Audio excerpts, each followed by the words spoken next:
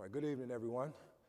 I want to welcome you all to the third day of our three-day event, which is entitled The Role of Mental Health Professionals in Identifying and Treating Law Enforcement-Related Trauma Among Black and Latinx Emerging Adults. This event was actually put together and funded by the Boston College Institute for Liberal Arts, also from the Robert Woods Johnson Foundation and their Evidence for Action program, and also from the BC's Connell School of Nursing. So I want to definitely give thanks and appreciation to those three entities for funding this event, and also for the staff and students here at the Rob Sham Theater for helping us to put this event together for the 3 days. I think everyone who's been in attendance has had a good time. We've had some real informative discussions around the various different topics that we've been talking about. So for today, I will be doing a little bit of grounding with a presentation, and then we will also have two panels, and after each panel, we will have time for the audience to engage in some Q&A as well. And then once the event is over with, we do have a table outside. There will be some hot food in the lobby, but on the table, if any of you all want to get any CEUs for attending this event, there's a form out there for you to fill out, and you can leave it so that we can submit that and you can get your CEUs. Also, there will be some other resources from Strategies for Youth, which you will hear from later, for you to take away as well. And then lastly, we ask that we have a camera set up in the back, and what we've been doing over the last 2 days is we've been capturing 7 or 8 attendees. If you just want to tell us your name, what organization or school you're involved with, and what was one key takeaway from the event. What was something exciting that you learned as a result of attending the event? So we will do that at the conclusion of the event. Okay? All right. So one of the important reasons for having a topic like we're having today is that we're coming up on 10 years since the untimely death of Eric Gardner on July the 14th in New York at the hands of Officer Danielle Pantaleo and also Michael Brown on August the 9th in Ferguson, Missouri, who was killed by Darren Wilson, a Ferguson, Missouri police officer. And what these two events was important for me was that I started my doctoral studies in 2014, and me and my wife, Dr. Jamie Molly, we weren't married then, but she followed me to St. Louis. I started my doctoral program at the Brown School of Social Work at Washington University in St. Louis. And when we moved there, a month later, Mike Brown incident happened. And when I became a doctoral student, my research interest was really looking at exposure to community-based violence, particularly in Black communities, and how it impacted those who were a victim, those who were a witness, and those who had seen these incidents via media. So back in those times, you had things like World Star, where they would post a lot of these videos of individuals having fights and someone getting beaten up, and they would post these videos online. And so given the newness of social media, I really wanted to know what was the impact of seeing these videos and what type of impact did it have on Black individuals who were seeing these videos. But when the Michael Brown incident happened, it kind of switched my focus to specifically looking at police violence, because that is a type of community-based violence. It's just that the police officers are the perpetrators of the violence toward a civilian. And more importantly, I wanted to know, how does experiencing this type of violence, whether you were a victim, you witnessed it in person, or you've seen it in media, how would it be impacting Black emerging adults? And so this was the start of my research interest in the studies that I've been conducting and the publications and things like that. But since the death of Michael Brown and also Eric Gardner, what we've seen is that there's been thousands of individuals who have been killed by law enforcement, and these are just some of the more high-profile cases that we have seen in the media of not only just Black individuals, but also Latinx emerging adults as well. And so what we've seen is that nothing has slowed down in terms of individuals who have lost their lives at the hands of law enforcement officers. And what we know as Black and brown individuals within our community, even before the onset of social media and these videos, we already knew that there was a problem between how police interact with us in our communities. This was nothing new, but I guess to the larger society, they felt like this was a growing problem. But it's always been a problem in Black and brown communities. And so as I started to do my research, a lot of times I used to keep tabs on all of the videos where police officers were engaged in violence, and my wife would, come in and say, don't you get stressful or mad or angry from watching these videos? And I would sometimes, but I always told her that, this is my purpose. This is the research that I've chosen, and I have to make sure that I'm thoroughly educated about what's going on within various populations with police violence. And so it's a must that I keep tabs on all the things that are happening. But one incident in particular that really, really hit home to me was the death of my cousin, my first cousin, Alvin Motley Jr. He was taken away from us on August the 7th by Gregory Livingston, who was a former police officer, but was in his current role, he was a security guard. He was working at a Kroger gas station in Memphis, Tennessee, and my cousin and his significant other, they were coming to Memphis from Chicago to visit with some family members down there. And they had just arrived in Memphis, going to get some gas. And my cousin was not the driver. And so when they pulled into the gas station, the music that they were playing was Keisha Cole's Love song, for anybody who knows Keisha Cole. And so the music was kind of loud, but that was their favorite song. And what happened was that the security guard came out and was telling my cousin to cut the music down. And so he was telling them that where's the law at that we cannot play our music? Is there any signs saying that you have to have your volume at a certain level? And so what the video and witnesses was showing that there was some verbal back and forth between Gregory Livingston and my cousin. And so from the witnesses' statement, as they were pulling out, my cousin had his significant other stop the car. And as he got out the car, he had a beer can in one hand and a cigarette in the other. And everybody said that when he got out the car, he asked the officer, could we talk like men? And so as he went to walk toward the officer and take a swig off of his cigarette, the officer shot through his wrist into his heart and killed him right on the spot. And this is all on video, and it was just really hit home to me because all of the cases that I've been studying and just investigating and seeing how even the attorney Benjamin Crump and Al Sharpton and all of them would handle the cases, never would I thought that they would actually be involved into my life given the loss of my cousin. And so now Gregory Livingston, not only did he take kind of the life of our family. I mean, Alvin, which we called him Boo, he was always the life of the family, and he's a treasured family member. And a lot of us was tore up behind this loss. But now he's going to have to spend the rest of his life in jail thinking about the life that he took. Because the judge not only elevated it from second-degree murder to first-degree murder, given the evidence in the testimonies. And so his sentencing has been elevated as well. And so before I continue, I would just like if you all could join me in just a moment of silence, not just for my cousin, but for all of those who have lost their lives to the hands of police. So could we have a moment of silence, please?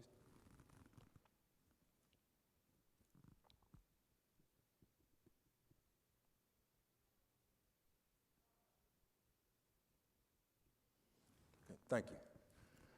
So when you look at police use of force, I really want to first define what we mean by police use of force.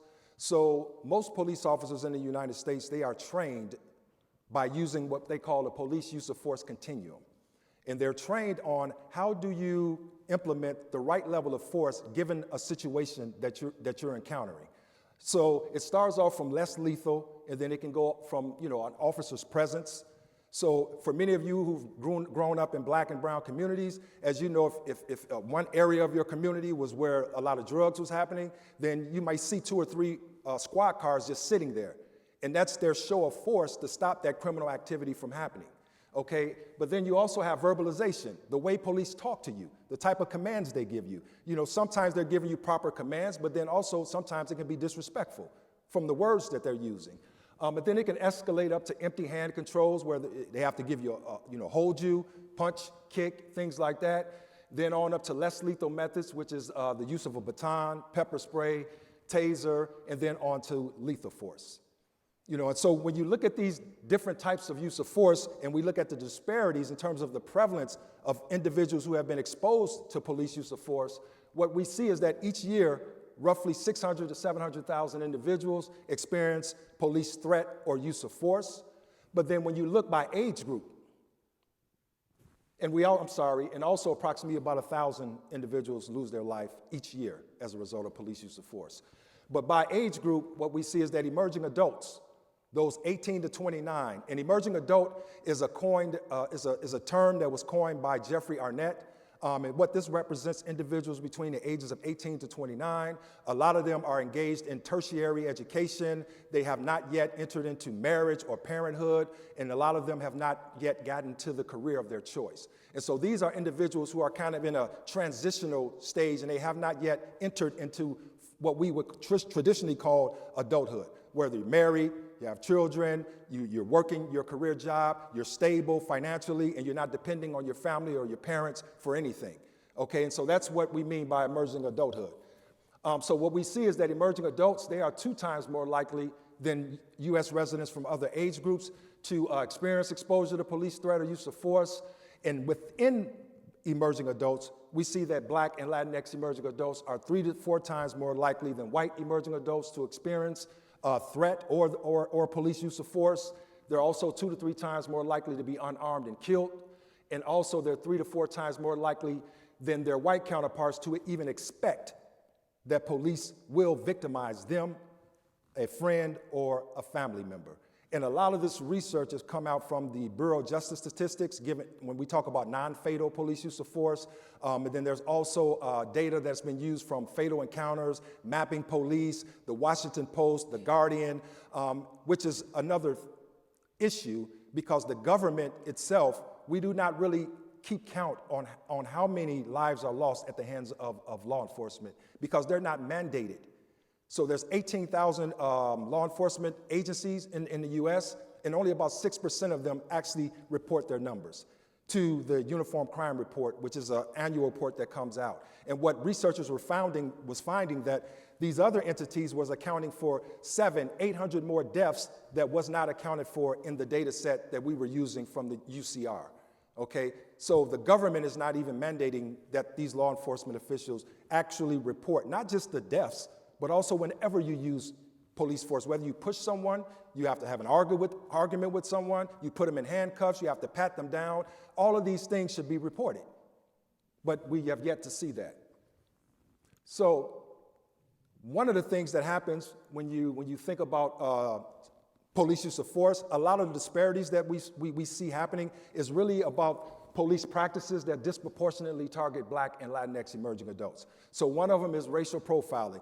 That's the targeting of ethnic minority groups based off of thinking that they are having a suspicion that they're engaging in some type of criminal activity, okay? And a lot of this work and also racial threat.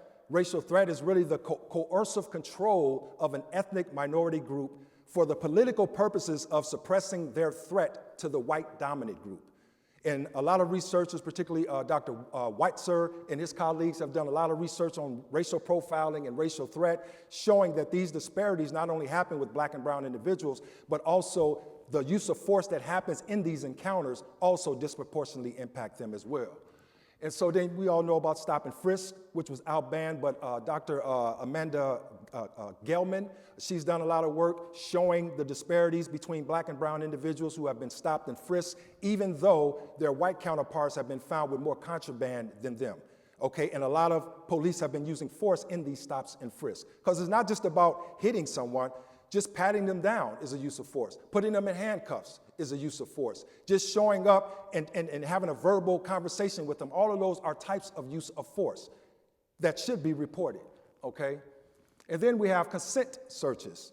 So what some researchers in Illinois, they used data from Illinois, and they were looking at all of the traffic stops where individuals who had been asked for their consent to search the vehicle. And what they found was that Black and Latinx individuals were 3 times more likely to be asked for consent to search their vehicles, even though the white individuals were more likely to have contraband in their car during these stops.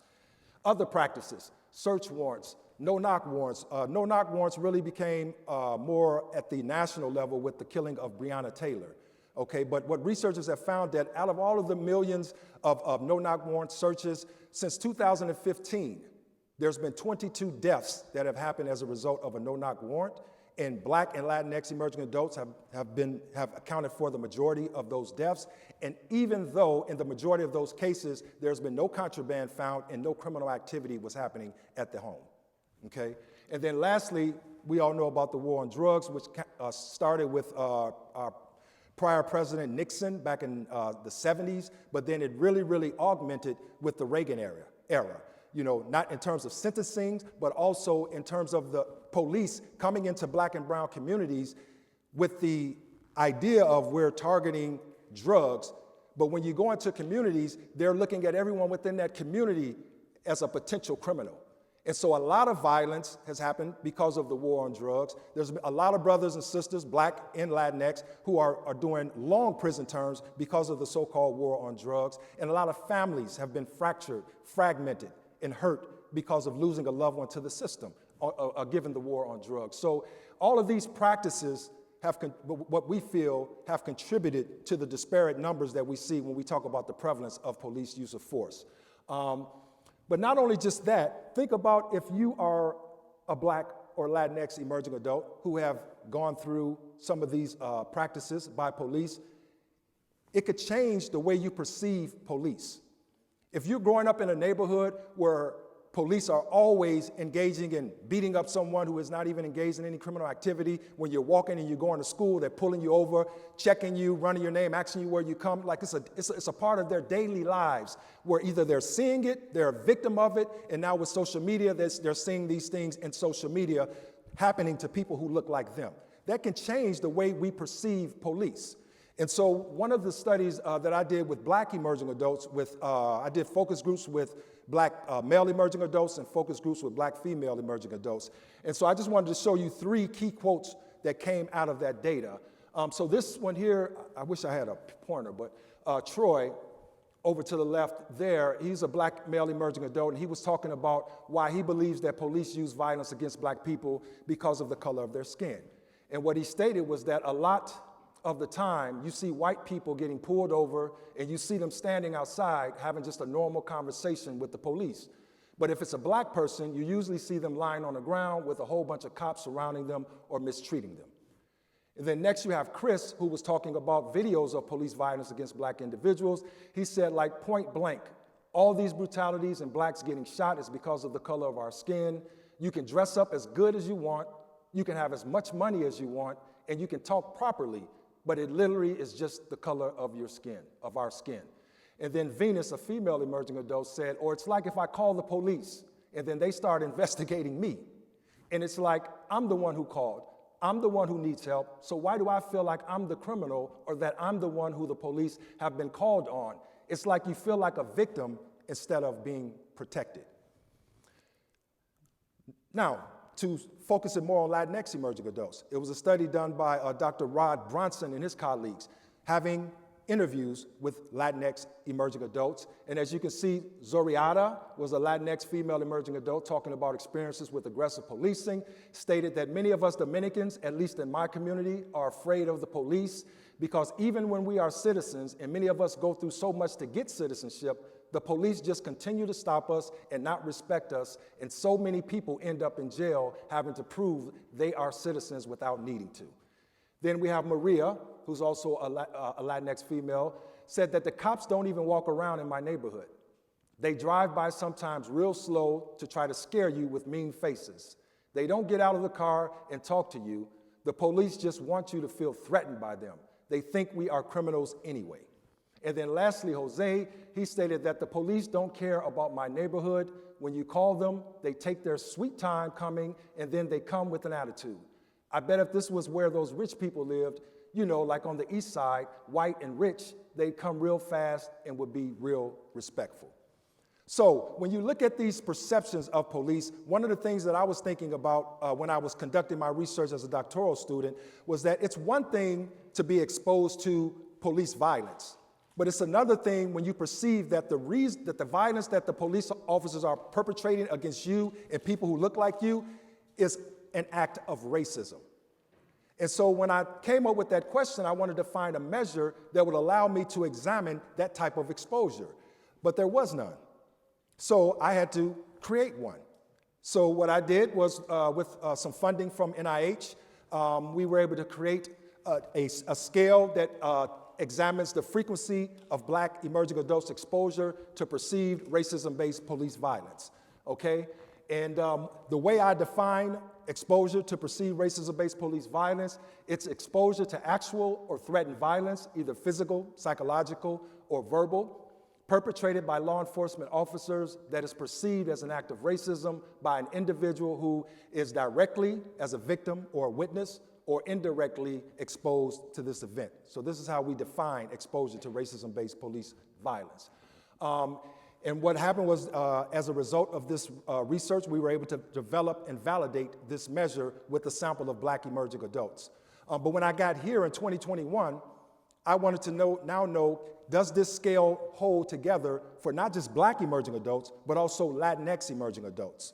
And so me and one of my colleagues, Dr. Christopher Salas Wright, we were able to get funding from the Robert Woods Johnson Evidence for Action program to do a 2-year study to really see how we can validate this measure with not just Black, but also Latinx emerging adults across the US, okay? And so I just want to give you all some of our preliminary findings from this actual study.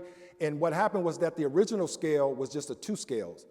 It was one that was for direct exposure, which was combined with items, whether you were a victim or witnessed this happening to someone, or then there was a media scale. But from our data that we've collected with this national sample now, it became a 3 scale. So we have 1 scale for victim, 1 scale for witnessing these things in person, and then another scale for seeing these things in the media. And so I just want to kind of show you some of the prevalence of exposure to these events for Black and Latinx participants in our study. And I just highlighted a few of the higher frequency ones in red, where you can see for number 1, our question was, I have been followed, stopped, handcuffed, or arrested by police, and I believe it was because of my race or ethnic group. You can see for Black, 32% of them had experienced this at least 1 to 4 times. For Latinx, 22%. Then you look down here at item 7, I have been pulled over by police and had additional police show up to the scene, and I believe it was because of my race or ethnic group. 34% of Black, 1 to 4 times, 21% for Latinx. And then lastly, I have called the police for help only for them to show up and treat me like a criminal, and I believe it was because of my race or ethnic group. You can see 28% for Black and 13%. And this is our victim scale, that they were a victim. This has happened, they experienced police doing this to them. But now let's look at for witnessing. As you can see, witnessing, these were some of the same items. It's just now that you're not a victim, you've witnessed this type of event happening to someone else and you were there. And you can see question 1, high rates for Black and Latinx. Number 3, I have witnessed in person police physically assault. It should be physically assault, an individual, and I believed it was because of the individual's race or ethnic group, and then also witnessing police pull over someone and having more police show up. Those were the highest frequencies for these witnessing events. And then lastly, the media. You see high percentages across all groups, and you see mostly 5 times or more. And this is asking them about videos that they have seen. So I've seen a video of a real life event where individuals are being followed and stopped, handcuffed or arrested by police. 45% have seen videos five times or more. For Black, 34% of Latinx, 5 times or more. I have seen a video of a real life event where police shot an unarmed individual, and I believe it was because of the individual's race or ethnic group. You see Black, 40% have seen videos 5 times or more. 28% for Latinx. So you see all of these high rates of exposure, which makes sense because when you talk about social media use, emerging adults, no one uses social media more than the 18 to 29-year-olds. No one, whether we're talking about Twitter, Facebook, Instagram, all those things. And a lot of them use these media platforms to get their news. So it's no longer turning on channel 7, 8, or 9 and all that to get the news now. They go to social media or the internet to get their news. And that's where they're seeing a lot of these videos. Okay, so we also wanted to look at how does exposure to these events impact the mental health of Black and Latinx emerging adults, okay, in terms of depression, anxiety, and psychological distress. And what we know from research, that when you look at depressive disorders in the last 10 years, from 2017 to 2023, we've seen a 71% increase in depression disorders for Black emerging adults and a 70% increase for Latinx emerging adults. When you look at generalized anxiety disorder, 94% increase from 2019 to 2023 for Black emerging adults and a 126% increase for Latinx emerging adults.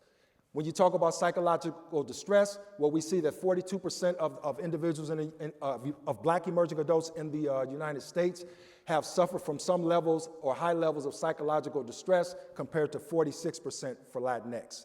And so when you look at these disturbing numbers, we see that there's a high need for mental health services for these populations. But then when we looked at the association between our three scales, well, we found that for whether you were a victim, witness, or seen a video, each of those three scales was independently associated with an increase in depression, anxiety, psychological distress, intrusion, and hypervigilance. But I wanted to take it a step further. Given that we know that a lot of these emerging adults, they are suffering with these mental health outcomes, how many of them have actually utilized professional mental health services? And of those who had a need for mental health services, how many of those did not engage in mental health services? And so what we found was that 24%, and this was of the participants who reported exposure to perceived racism-based police violence, 24% of Black emerging adults reported seeing a mental health provider, but 46% reported an unmet need for mental health services.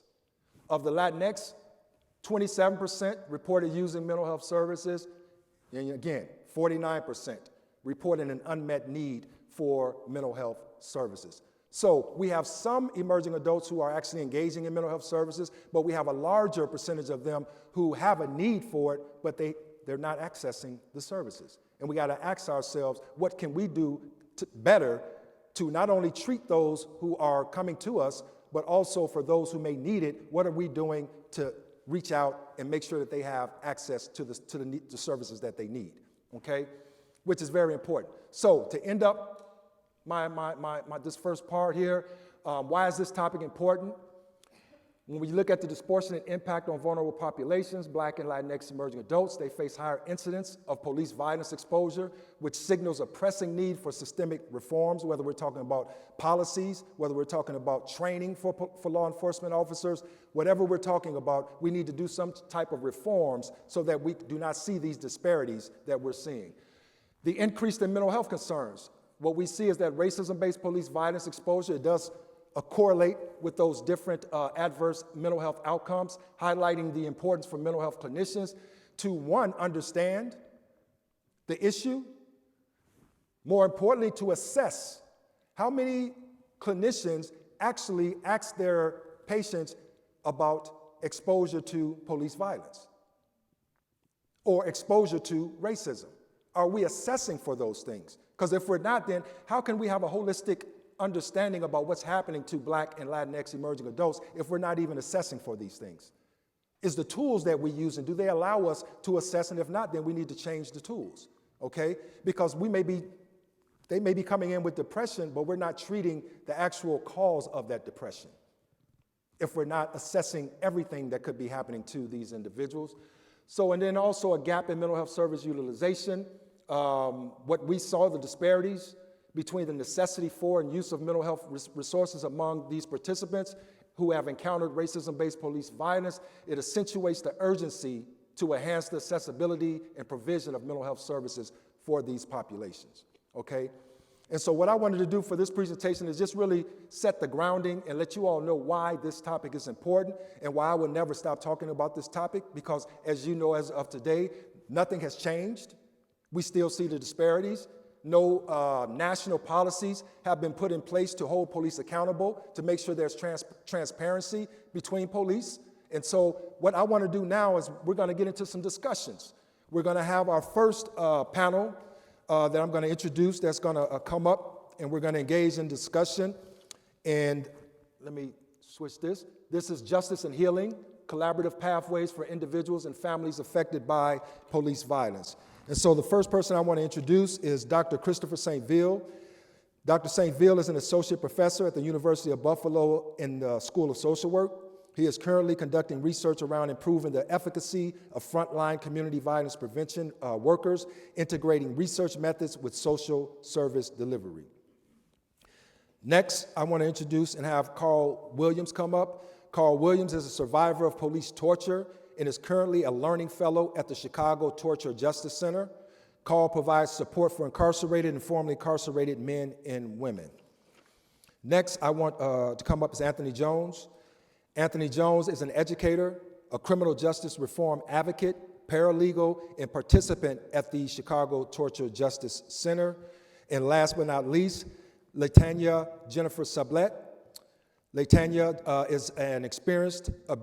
has experienced abuse and torture at the hands of Chicago police at the age of 19 and is now the peer reentry program director at the Chicago Torture Justice Center. So can we give a warm welcome to our panelists?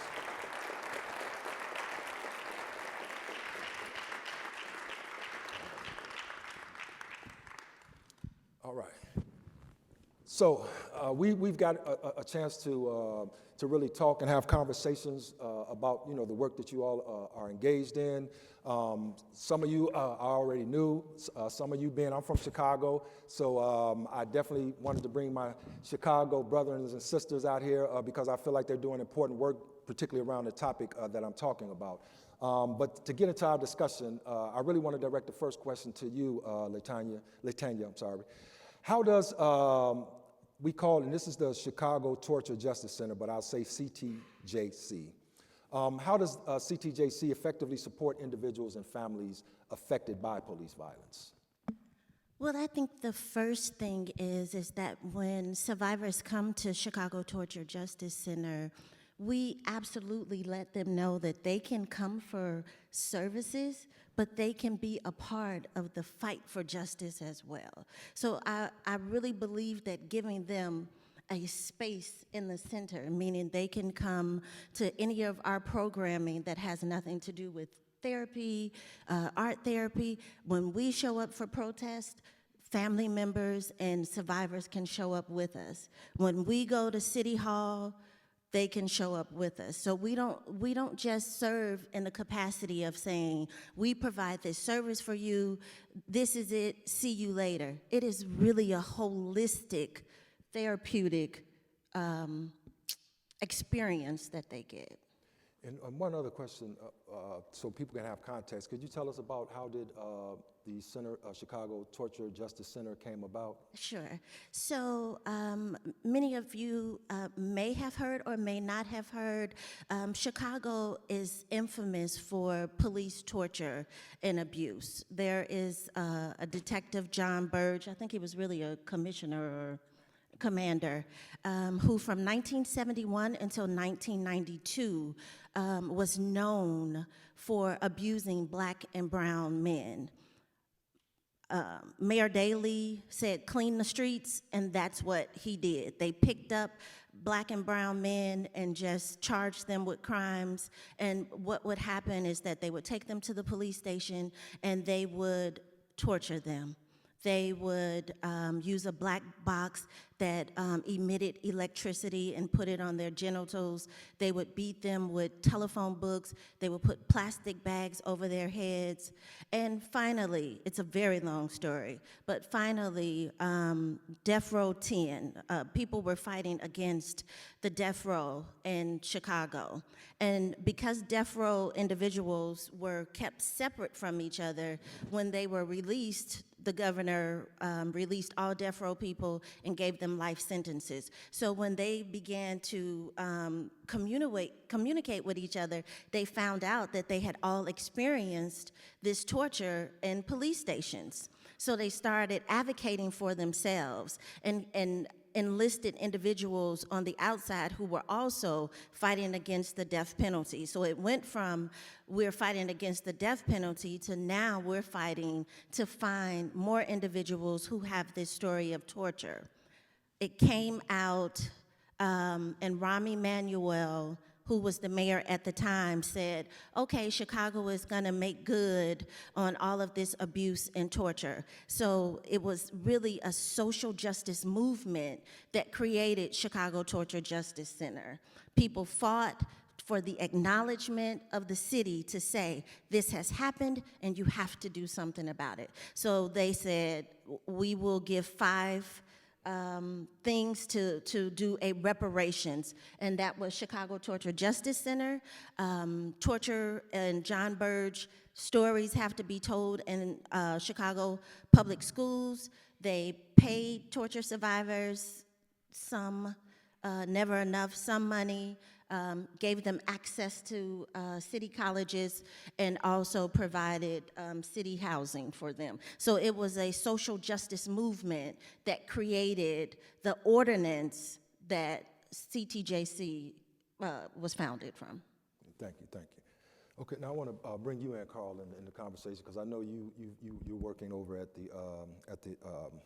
the center as well, too. Absolutely. Could you tell us a little bit about what types of services and resources have you found, I would say, to be most beneficial for the individuals who are coming into the center to receive services? I think that for me, most of the services that I found that helps and support those who are torture survivors or who have experienced police violence is trauma therapy, but not just trauma therapy as well, but art therapy. Also, just having community gatherings when it comes to gatherings to talk about the issues that you have experienced and what you had to go through in terms of police torture. Just making sure that there's a safe space to be able to have access to those voices, to be able to share their stories. So me being a torture survivor, I found it important to be amongst them, to be supportive, to have a listening and keen, attentive ear, but also being able to just share our differences, but not just share the differences from the perspective of just talking about our pain, but talking about how we're going to organize, how we're going to unite, how we're going to fight toward changing the narrative when it comes to torture, when it comes to violence. To see a bunch of those men and women come together and have a practicing of all things in common and toward changing the narrative, I think it's it's one big voice that moves toward just making things be heard from a different perspective. Because I'll say this just real quick. You know, when you're listening and you're hearing those stories, it affects your energy, it affects your spirit. It affects, many areas of your life. To see and to hear what people had to experience and endure, and then how it's affecting them from one phase of their life to the next is pretty devastating. So many of the services of coming together and being able to share it and get it out and to speak about it and to talk about organizing around it and change in terms of changing the narrative is some of the things that helps when it comes to those services. Thank you.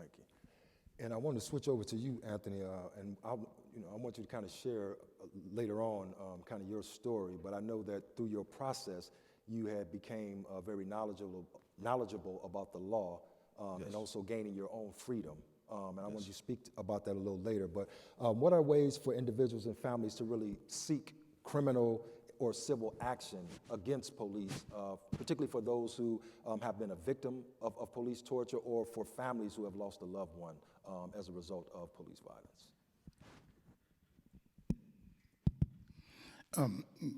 First, I'd like to thank you for allowing this space for us to have these discussions.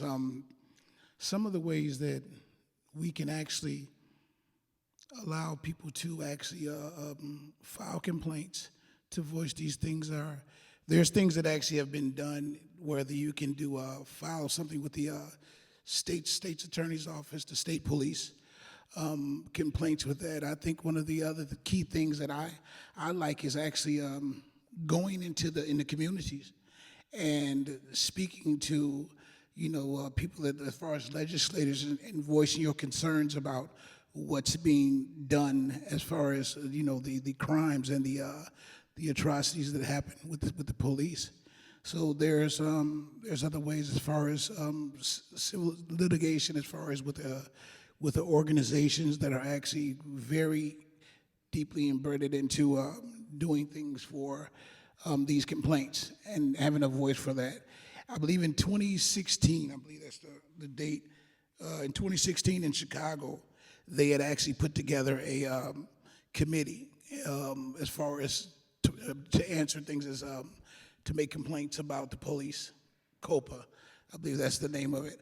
And this was put together in 2016, where citizens can go in and talk about those issues that's going on with the police misconduct and so forth. But those are ways that people are beginning to step up and speak about these things to the and filing complaints about that. Thank you. And to you, Dr. St. Ville, I know your research and a lot of work that you've been doing, you've been focusing on what you term as credible messengers. So these are individuals who you're trying to train to be able to go out into these Black and brown communities to be able to work with families and individuals who have been impacted by trauma, by violence, police violence, et cetera. But also one of the things that I like is that you talk about how do you repair them so that, because a lot of them have experienced trauma and may have an unmet need for mental health services. And so could you speak to that, to how you try to prepare them so that they can be whole themselves to be able to go out and effectively help those who are they trying to serve? Yeah, thank you for that question, and thank you for making the space for this conversation. So credible messengers are basically men, individuals from the community, men and women, who basically themselves have experienced violence. They might have been shot, or they might have been incarcerated for doing the shooting themselves, and they made a change in their life, and they decided that we're gonna go back and clean up these communities that we basically aided in messing up, basically, right? So these people are coming back, these credible messengers, and they work with these young people to try to mitigate gun violence and try to stop them and try to mediate the beefs and stuff. But a lot of these credible messengers themselves have experienced police trauma themselves when they were younger. So when they was out in the streets engaging in stuff before they decided to change their lives around, they had these experiences with the police themselves. Now that they turned around and came back to work, it's our responsibility to try to prepare them to try to do the work and try to improve, to make the program impactful. So one of the things that we have to train them on is how to deal with their police trauma. So the first thing that wait, one point real quick. Some of these guys, because of the stuff that they did in the past, police officers know who they are, and they have relationships with them. So, they might have been locked up for 3 or 4 years and they came back doing the work. That police officer still knows who they are. So some of these credible messengers with the work that they're doing in the community, they still, there's no other word to use other than harassment. Some of the police will continue to follow them. When they show up at a scene and the police officer happens to be there, he'll make the credible messenger quite uncomfortable, because sometimes the police officers don't think these guys made a real change, right? Even though they're doing the work. So we engage purposely and deliberately, and we provide training around a number of areas, but we definitely provide training around dealing with the police trauma. And then the first thing that we do, especially when they're out there with their client, and then they're dealing with police aggression, the first thing that we tell them is, the first thing that we try to train them in is basically the number one thing you want to do is you want to get home. And the way you're going to get home safe is by communicating with this police officer, in a clear way. And at the end of the day, this is a power struggle. You're trying to get home. So we're not trying to make no scenes or anything, and we're trying to get home. Granted, the fact that these credible messengers are people that are returning from the streets to come do the work, they already doing the work on their own already. They've already been doing the work trying to address their trauma. Obviously, they're doing this work. They have some contact with other law enforcement officers that they do so in a cordial way. You know what I'm saying? But at the end of the day, they still had they had their experiences. So the thing is, get home first. Sometimes they might get a little crazy because, an episode might come back from the past, or the police officer might trigger them with something that they do, and they have to learn. We're constantly reminding them, you're going to have to be in control. So number one, get home first. Number two, we are now in a position where we have to model this behavior for our clients. So now our clients now are former perpetrators or victims themselves, still living in these same communities, and they have been harassed by the police or their families, and they have these experiences. And so basically, we tell these credible messages. You can't wild out on the police in front of the clients. You can't end up on the news because of the police, because when your clients see that, you give them permission to act the same way. Now, when they see that you're interacting with the police in a certain kind of way, and then, and you're not wilding out, that gives them permission to be able to do the same thing. So the social modeling thing is really big with the credible. At the end of the day, they are models. They are sort of like mentors and stuff like that. Okay, and then lastly, on our team, we have a clinical psychologist that we make them meet with at least bi-weekly to go talk through issues in terms of triggering, right? So these guys are going back into the same communities that they left where they got in trouble with, right? So sometimes there's a lot of, there can be some things might trigger them to think of some things, or lead to some recidivism behaviors. So we make them talk to psychologists. We keep the psychologists available so they can go in and talk about issues with vicarious trauma, with what they're seeing with the patients, with what they're seeing with the families. And so so even though they may not go to counseling themselves and pay for it themselves, we at the agency require them to talk with the psychologist and let the psychologist then work with them through a lot of that trauma. And then this is not a wham, bam, thank you, ma'am. It doesn't happen once. We make sure that we have trainings that we're able to basically talk to them about that same police trauma over and over again, because sometimes you need reminding, you know what I mean? Because things happen and then you can forget real quick. So the way that we kind of try to ingrain it in terms of their practice is by providing refreshers. We'll be constantly bringing it up and remind them about that along with the psychologist. Thank you. Okay, and so my next thought in listening to you talk was about when we see a lot of times people may be in need of services, but a lot of times they're afraid to even seek out services because they may not know what to do. They may not have the resources to seek out services. They may not trust these entities that they're going to just because of what they heard or maybe from a previous experience that they had. And so given the work that you all are doing, what are some of the best approaches you would say for building trust and rapport with individuals who have a need to see, a mental health professional, given the things that they have been going through their lives? What have you found, and this is for any of you all to speak to, some of the, key ways or approaches to dealing with these individuals to gain their trust and building rapport with them? I think one of the things that when I did, in fact, we didn't speak about that. I actually served 30 years in prison. And when I got out, I was dealing with a lot of the trauma that I had prior to my incarceration. My first encounter with the police was to seeing my uncle get killed right in front of me at the age of 6. Being able to go through my community and engage with police and, them cutting off the brim of our hats and just sending us on our way, asking us for guns, asking us for certain things that would happen continuously in my community. And when I got out, I was facing not only the trauma of prior to my incarceration, but the trauma during my incarceration and then when I got out.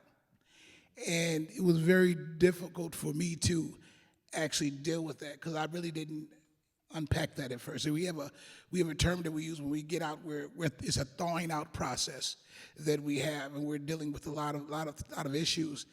And the organization that I work for, Illinois Prison Project, my director of education, he sensed some of the things that I was going through, and they were similar to what he's been through. And he served actually years on death row, and he's out. And we had a discussion, and he would sit back and talk to me about certain things that I was going through, and he's seen certain signs of things, whether it be just silence, just, going into my own little circle when I would hear certain things. And he talked to me and asked me, you know, would I like to talk to somebody? And it wasn't really until he asked me that question and told me about him seeking therapy. And actually, it was at the Chicago Torture Center. And he was having a therapist, and he connected me to this organization that they work for. And I felt relieved at that first discussion, but I think one of the things that worked for me, and I think that works for a lot of people, is actually engaging in people that actually share their experiences. Well, because a lot in our communities, therapy is taboo. You know, they'll say, you know, if I don't need to talk to anybody, I'll go talk to my preacher, or I'll just go to church.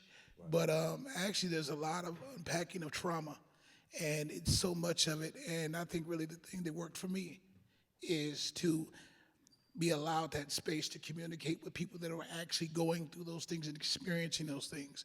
And I think that that's something that actually works, to be able to have that open conversation about that, which I think we don't do much of. And you can go next, Carl. I just want to highlight, so what you're talking about, Anthony, is that a person was actually engaging with you, but saw the signs that probably was similar to some of the things that they may have experienced, but they had sought out services, and so then they were able to come to you and say, it's okay, I'm actually disclose to you that they're actually engaged in mental health services, and it's been helping them out. And so I guess by your relationship that you had with him, you was trusting of him to be able to say, okay, I'll go over here and talk with someone. It was like seeing somebody take that first step. Right. And then you feel comfortable and allowed to take that step, the next step for yourself. Because if I didn't really see people in my community or circle that was actually receiving therapy, going to therapy, trusting that, then I don't think I would have been, courageous enough to do that first step. So when I seen that, it made it feel comfortable for me to do that. Carl, I think that for me, a lot of what I usually would do is I'll go out into the community and just be active and talking to people to where I know that police violence is consistent and constant. So I'll talk to them, I'll tell them about my story, that I am a torture survivor, that I am a person who was affected by police torture, by police beatings. Starting from the age of 9 years old was my first contact with police violence and my first experience. So I would talk to them, opening up communications about the importance of being able to speak about it, the importance of how it has affected them, but also how it affects families and generations.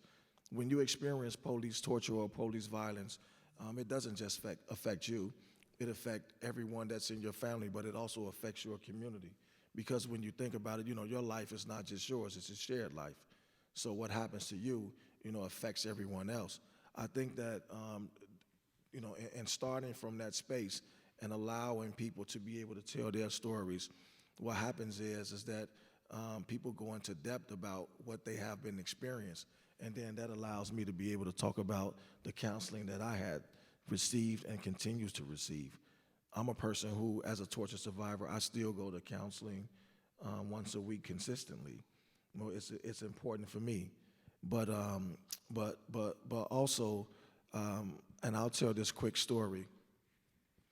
There's elements that appear from the torture that you've had experienced or the violence that you experience at the hands of police officers that you don't know exists. I was a person who was in a grocery store, being released from prison. By the way, I am a torture survivor who served 27 years of his life wrongfully convicted. So going into that grocery store, what I learned is that I don't like people standing behind me. And being in that grocery store, people were lining up and standing behind me. And I kept telling people to, no, you go ahead. No, you go ahead. No, you go ahead. There probably was like, hey, who was the crazy person telling everybody to go ahead? But those are the side effects that people don't see from experienced police torture and police violence. So I speak to them about those stories and tell them that's why it's important to be able to seek out support or help when it comes to your experience with police torture and violence. Okay, thank you. And I wanted to come to LaTanya. because I know with your story, I know when we were having a conversation about, and you were saying something to me about, you know, a lot of times, even with the John Burge cases and things like that, a lot of the focus, and I was telling you about Flint Taylor's book, and you said, yeah, the reason you didn't really too much care for the book was because he didn't uplift any of the stories about women who have been tortured by police violence. And so could you speak to a little bit about your experience, and then also to what have you found most effective when trying to work with Black females who have been tortured, coming forth and getting the help that they need? Absolutely. So, by the way, as Carl said, I am a torture survivor. I served 21 years in prison. I did not care for the Torture Machine book by Flint Taylor because we live in a society that so accepts women being abused that they never looked for women as torture survivors. They continued to highlight the stories of Black and brown men, but they marginalized the women. They made us baby mamas, sisters, aunts, cousins, girlfriends, but they never allowed space for us to be victims of police torture and abuse. And I shared with the professor that it's very challenging. A lot of women don't come forward because when we do come forward for anything, we get victimized all over again. It turns into, well, why did you wear that outfit? How short was your skirt? How many drinks had you had? Why did you get in the car with him? So we continue to go on with our lives, raising our children, taking care of our parents, going to school, going to work, because we know the minute that we come forward that we're going to be victimized again. Unfortunately, society is so socially constructed to believe that police are gentlemen, that when a woman comes forward and says, this is what happens to me, or this is what has happened to me, they say, oh no, the police couldn't have done that. But yet we are watching the police murder people in the street. But we refuse to believe that they could cause harm to a woman. So, and I'd also like to speak to what I have found that works as well. But back to women coming forward, it's very challenging for us because nobody wants to believe that we have been tortured. Nobody wants to receive our story and give any credence to it, because we do and that's what happened to me. When I did come forward, somebody told me that that couldn't have happened to me, and they said, well, you know, a lot of women say that they were raped after they find out that, you know, they didn't like this guy. And I said, why would I say that the police beat me, threw me up against walls? I was 6 weeks pregnant when I was in that interrogation room. I lost my baby in that interrogation room. Why would I say that if it hadn't happened? But why do we have a society that people can't go to the police station without being beat and tortured? Why do we have to, and I call them narratives, I don't call them confessions, because the statement that they forced me to sign was already written. They held my hand and made me sign it. So why is it that we can say, oh, cops are not bad, but we wouldn't say that about pilots? If planes just start, you know, falling out the sky, we would not accept that all pilots aren't bad. If surgeons just started, you know, botching surgeries and people were dying on the table, we wouldn't say, all heart surgeons, or they're not bad. Why do we allow it for police? Why do we pay them to murder people in the street, to abuse people, to abuse their power? Why do we pay them?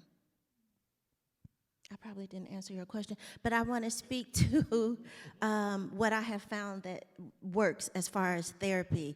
I'm the director of the peer reentry program for Chicago Torture Justice Center, and what I have found that works is that we create a space that allows people to just be there. I have a reentry meal pretty much every month where only individuals who are justice impacted are there. And I mean, we lay it out. I have tons of food, there's music, everything. Some of the guys haven't seen each other since they were incarcerated with each other. Also, what we have there are trauma therapists, art therapist, our clinical director is there. So what they see is people who look like them in this space. And we build that rapport with just them coming to the space and them seeing them, and they say, she a trauma therapist? Oh, okay. Y'all do trauma therapy? Oh, okay. We do drop the mic, poetry slams. I do that because I know that a lot of our poetry is gritty. I know it's hard to hear. So we can't step into a normal speakeasy and say the things that we write, that we feel. There are just things that I do to say, you are welcome here. And I have people come up to me after they collect their plates and they say, you think I could see the art therapist? And I go, yes, you can. You absolutely can. I always let every justice-impacted person know this center exists because of the worst thing that ever happened to you. You don't do it justice if you don't come here. You tell the powers that be that we don't need this center if you don't come. So you have to show up. And you may eat a meal this time, but next time come back for therapy. I share. That's how I came to the center. I came to the center for services. I didn't come to the center as the director. I said, I need help. There are too many collateral consequences. I can't get a job. I can't get an apartment. I need help. And I'm a torture survivor. One of the only women to come forward. Help me. So I work every day to help other justice-impacted people, and I reach for women specifically because we know that it's hard. It's very, very hard. When I first came home, I was able to work for a state representative, and there was this black woman, and I mean, I just saw her as the epitome of a black woman. She was running a business, and I walked up to her, and I said, would you please mentor me? You know, I need help. I see you rocking the thing till the wheels fall off. Please help me. And she said, girl, I don't have time for that. So I pride myself on when any woman comes to me and says, how are you doing this? How do you do this? Will you teach me? Absolutely. I have to make time for you because society is not going to make time for us. We have to make time for each other. So that's what I do. Thank you. That's what I do with women. I do it with men. I probably have more male friends than anybody else, but that's how I reach out to women. I make myself available. We're not in competition. We share trauma, and that's something that we have to heal from. And the only way we can heal from that is to receive each other. That's it. And to build on that, to build on that, right? In the absence of counseling, what is there? In the absence of counseling, so they all doing something, we all doing something up here. But let me tell you, y'all could do something too, right? You heard what? Listen. A lot of us don't have an opportunity. Some of us got insurance. Got jobs, and you got employment assistance programs, and you can pay for a counselor even on a sliding fee scale. Well, some of us can't do that. So what is the counseling for them? The talking is cathartic. You give room for people that had those experiences to talk. And what's going on with women is crazy. And there ain't no but. For the boys, we don't allow men to be vulnerable. We don't allow them to express their victimization. So the next time you have an opportunity to talk with somebody that had that sort of experience, give that man the space. In this society that says that men gotta be strong, there's no room for weakness, when we don't let go of that trauma, we go ahead and do something crazy. You gotta let it out. And for the folks that can't get the counseling, we the only vessels they gonna let it out into. Check yourself when you hear somebody getting ready to, to be vulnerable and let some stuff out. If you don't let them let it out, if you don't give them the space in the room and the ear for them to divulge their experience, then you basically contributed to their trauma as well. Thank you. You all see why we couldn't have, yeah, thank you. So, just side note, we were trying to have all of the things that we've done in these 3 days, we were going to try to do it in one day. There would have been no way. It's too much information. And I wanted to make sure that we had time to really, really get into the discussions that we have, over the 3 days. So my other question, which you all answered, so I'm not going to ask that question, but what I want to ask next is, what types of collaborative, we're thinking now in terms of solution-oriented, okay? When we talk about the problems of police violence and what it's doing to Black and brown communities and family members and things like that, what do you all think? What are some of the types of collaborative efforts do you all think are needed for us to effectively address police violence and the impact that it's having in Black and brown communities? Outside of you all are working in your own silos and things like that, but think holistically, like what types of sort of collaborations do you think need to be forged in order for us to really effectively address this issue? Start with whoever. Everybody can answer this question. Oh, what type? You talking about the efforts that we need to do collectively? Yeah, collaborative efforts. Okay. When you look at, I think one of the things right here, even with these organizationally, I'll say that we have to look at really that. Like myself, I'm probably in 3 different organizations working with men and women, but our connection with the Chicago Torture Justice Center, another thing out of Chicago. It's another organization that we work with, People's Liberty Project, other organizations that we're beginning to come together with. I think one of the things that we have to actually share to come together. I didn't mention at first that I am a torture survivor as well, but not up under John Burge, but up under Ronaldo Guevara. I don't know if you heard that name before, out of Chicago, and Area 5 Police Department.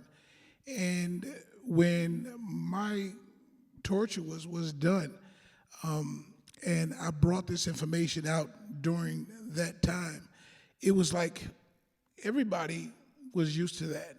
So it was so normalized as far as that torture. So and I love what Professor Dr. Chris here said, that we need to, a lot of men are told to hold these things. And so to be tortured at that time, and to hear these other stories, we know when you run from the police, a lot of people outside of our communities wonder, why would you run from the police if you didn't do anything? We ran from the police because the police caught you, they would beat you. The police caught you, they would put some drugs on you. The police caught you, they would ask you questions about some of the people that you know in your community. What can you give us? Who's selling drugs here? Do you have a gun? Just give us a gun. Matter of fact, we're gonna let you go. Bring us a gun back. And they would plant these other guns on other people. So outside of this community, they didn't understand that, why these things were going on. When I was tortured and this happened, the reason I didn't talk about it was because everybody was abused by the police. They beat you. You go to the police station, they beat you. And that was something that was well known. Even during my trial, when I spoke to them, I said, well, they didn't read me my Miranda rights. Everybody in the world knows what, their Miranda rights. And my attorney looked at me and he said, oh, they're going to say that they read you your rights anyway, so there's no reason to even mention that. So everything was so normalized, accepted. It wasn't until years later where we heard about the John Burges, where we heard about Ronaldo Guevara, Ernest Halverson, people in Chicago that was actually, this torture machine. So many people that I know now that were actually tortured. And when we shared these stories about torture, then many other people began to talk about it. Because at first it was like, oh, well, the police catch you, they beat you. And that was accepted. But when we all told and shared our stories and were vulnerable enough to share our stories with each other and begin to say, well, yeah, I was abused, whether it be sexual abuse, whether it be physical abuse, being able to share those stories. And as I said earlier, hearing other people share those stories, I think that's one of the things that has to happen. You know, that community of sharing these stories. We're saying opening and avail and making space. That space is done at the Chicago Torture Center. That place is done probably in other cities as well. We have to talk about those things and not be held to that fear that I don't want to talk about it. I don't want to talk about that. Uplifting the stories of those Precisely. impacted. Exactly. Okay. Carl? So, you know, I looked around this room, and the first thing that came to my mind is what we need in terms of a collaborative effort is you. Whether you're in Boston, whether you're in LA, no matter where you're at throughout these United States, if there's an injustice that's happening in Chicago, then you should be pissed off about it. You should want to get involved in it. If there's police torture happening in your community, outside of your community, you should want to get involved, because the objective should be, from the human perspective, is to prevent all torture of any of the citizens of the United States. So my thought when you're thinking about collaborative effort is you. More importantly, the young people who are involved in your community.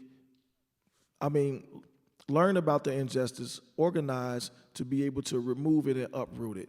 Because the reality is that it's not just affecting my community, it would eventually affect your community. Dr. King had said that an injustice anywhere is an injustice everywhere.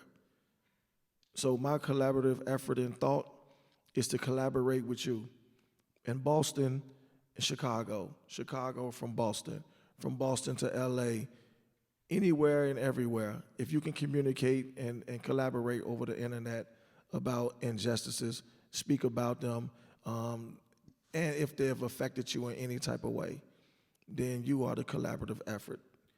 Things begin to change when the people get involved and boots are on the ground and people are activated. It makes you able, capable, and fit to be able to find resolve and to restore things back to the human perspective in terms of protecting all of us as citizens of the United States.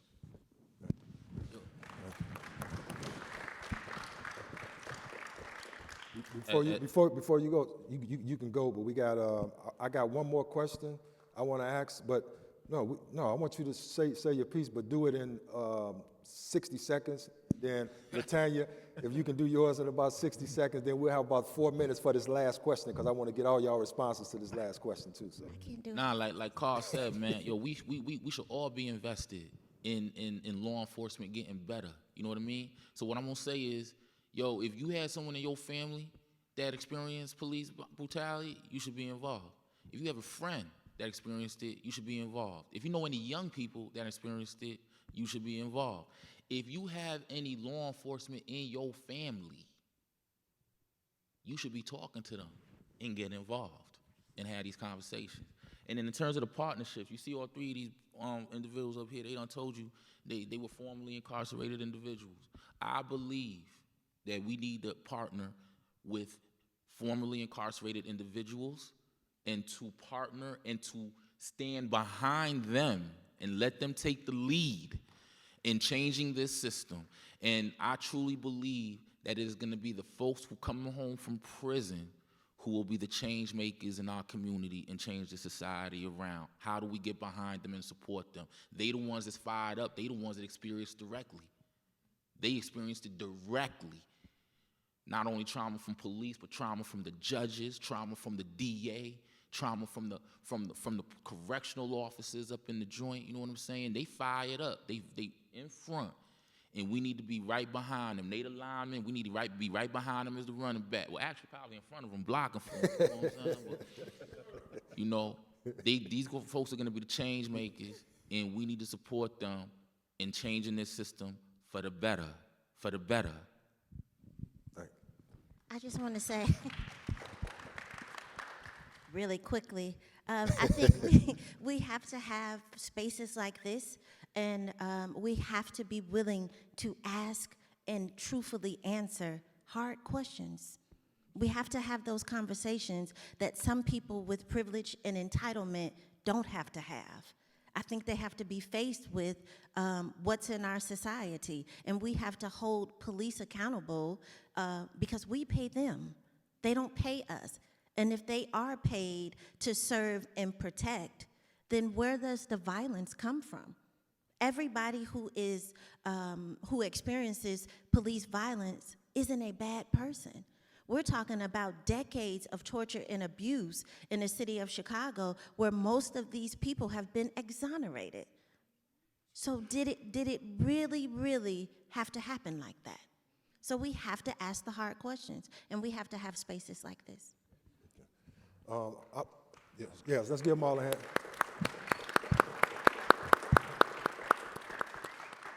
So I'm not going to ask this last question because we want to have time for a Q&A. So for anyone in the audience who may have some questions, so because I know we have about 15 minutes, about 15 to 18 minutes left for Q&A before we bring up our second panel. And so we have mics. We have 2 mics right up top. So if any, I know we probably can take about 4 or 5 questions. We'll probably just get one response from each question so we can get as many questions in as we can in the next 15 minutes. Go. Is it on? Okay. Well, turn it, hit it again.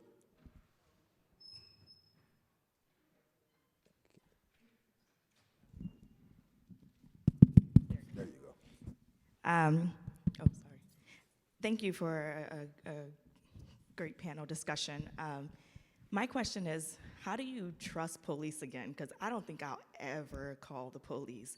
My father's been tortured by the police, abused by the police, my uncle, how do we, what is the process of building trust in the police? Because one day I may have to call them, right? One day I can't call my father and uncle to come protect me. I might have to call the police. How do people get to that point where they can trust the police again? Just one of y'all answer. Whoever. So I'm gonna be very transparent with you. I don't ever think I will get to a point where I will ever trust the police. What my healing has done for me is says that I don't have to charge every police officer with what has happened to me. That has taken decades for me to get to that point. The only reason why I would ever call the police is because I wouldn't be able to handle it without going to, you just have to call the police sometimes. But for me, I don't think I could ever trust them again. The police have not committed to a relationship with the community for us to trust them. I'm trying to get a graduate degree. I have to do an internship.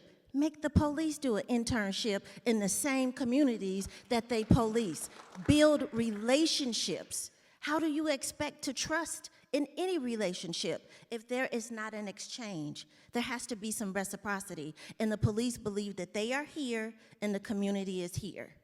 So I probably will never trust the police again. I trust that they have a job to do, and I hope that they do it according to how they're supposed to do it. But me, trust, never. Go ahead, brother. Good evening. There's a gentleman by the name of Neely Fuller Jr. who says that if you don't understand racism, white supremacy, what it is and how it works, everything else that you understand will only confuse you. I think that what you guys have talked about, all black people have experienced directly or indirectly, and I think we should realize we're under a system of white supremacy and that these things are really supposed to happen. My question is, 2 quick questions. Do you think that if we had a better understanding of what the science of racism is, where it manifests itself in the 9 areas, economics, education, entertainment, labor, law, politics, religion, sex, and war, if we had a better understanding of what racism is globally, do you think that, you'd be able to basically navigate this life? And my second question is... Can we answer the first one first? Let me get one of them. Whoever, just one. I was just gonna say yes. I mean, Right. I mean, yeah. I think that the more knowledge that you gain and have access to in terms of racism and the effects of it, and how it affects your well-being, and not just you, but as I said before, generation after generation.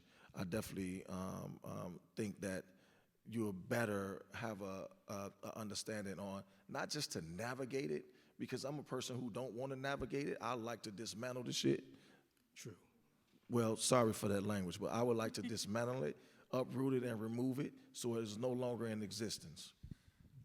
True. Second We're question? here to, yes, my second question is, and I just wanted to make a quick statement about the so-called Latinx people, whatever that means. I don't look at you as Latinx, I look at you as black.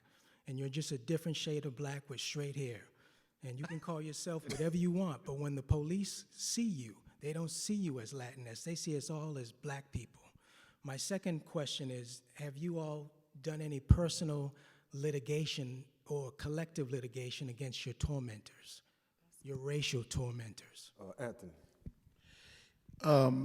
Yes, as far as myself, one of the things that's a difficult thing for me is that I actually was released on a commutation, a clemency petition that I actually filed pro se myself. So, and I had a torture claim in at that time. So now I'm going through somewhat of an uphill battle, because in the situation with my case, I was tortured, but I'm not, I consider myself not charged properly, or guilty, but not guilty as charged, and being abused. So it's a little difficult for trying to, litigate those things now. So I'm in the process of that. I work with a wonderful organization out of Chicago where we actually work to get men and women that have been in prison for decades. Some of our clients have been locked up, I think probably the smallest time was like 25 years of one of our clients. So we were dealing with people that have been in prison for 25, 30 years. And one of our amazing attorneys that we have there, she's helping me to actually litigate, to actually try to deal with what's going on as far as the torture that I went through and litigation of that. But I find so much joy, whether that works out for me or not, to constantly battle this beast. I'm fighting. I fought to get out of prison for 30 years. Now I'm fighting to get back into prison. I do programs and educate people inside the prisons and so forth, teach them to advocate for themselves. So that's the work that I'm doing. I know we don't have much time, but that's the work that I'm doing for litigation for that. You had a question too, sir? So it's two. Ask the question. Okay. Hi, Ask them everybody. real quick, man, 'cause we running over time. Go ahead. So my question to you is, how do we get involved? How do we collaborate with you? I work for a mental health practice currently that the owner is very dedicated to working with formerly incarcerated people. So what are some ways that we can get involved to make our voices heard, especially being in a social state where everybody doesn't have access to the people or the resources to be able to make it known that we want change? Reach out to me. Yes, sir. We have some things that he must have, Brother Supreme Hassan was in here as well too. He stepped out. I'm going to introduce you to him because he's doing some work here in Boston that I'm collaborating with him about. So you can definitely be a part of that. Yes, sir. Thank you. Okay. And last question. And I promise I'll be quick, and mine is related to all the questions that were just asked. So my name is Yvonne. I'm the board chair for the African Link Initiative. And what we do is we transform the youth through identity work, so helping to understand the past, present, and future. And I'm curious if you do provide identity work. It speaks to racism and the role, systemic racism and the role it's played, but it's really centered on creating messages of pride around past, present, and future, African identity, connecting with the diaspora. It culminates with a birthright trip to Africa. So we've been doing this work for youth. What I'm curious about is if you do this kind of work at the Chicago Torture Justice Center or anything like that, or if you think there's some value to sort of that identity work, centering it in pride. Carl, Latanya? I can't speak to that. We do that work specifically based on the fact that Chicago Torture Justice Center is the only center in the world that deals with, or the United States, that deals with domestic abuse from the police. So what we do is very specific, and it is. We are creating programs that are going to be and that are being replicated because it doesn't exist anywhere. So we are always open to new programming, but our services are so very specific because we are the first organization that does the work that we do. So I am more than willing to partner with you, and you can teach me and I'll take it back, but we are very proud of the work that we do. Okay, yeah, but we're very, very proud of the work and the services that we offer because they're very specific to a specific population. And just to add real quick too, but we are building our programs and being more connected when it comes to the youth, when it comes to supporting them in their identity, but also their ideas, and helping them to be able to grow and develop and advance in the community, whether it's through education, whether it's through mental health, whether it's through business or entrepreneurship as well, to create generational wealth and to help be able to shape who they are in terms of growing and coming. All right, let's give a big round of applause for our panelists. Thank you all again for coming and sharing your stories. Yes.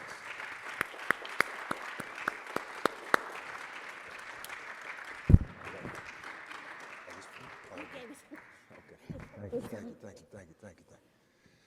All right, man. Thank you, man.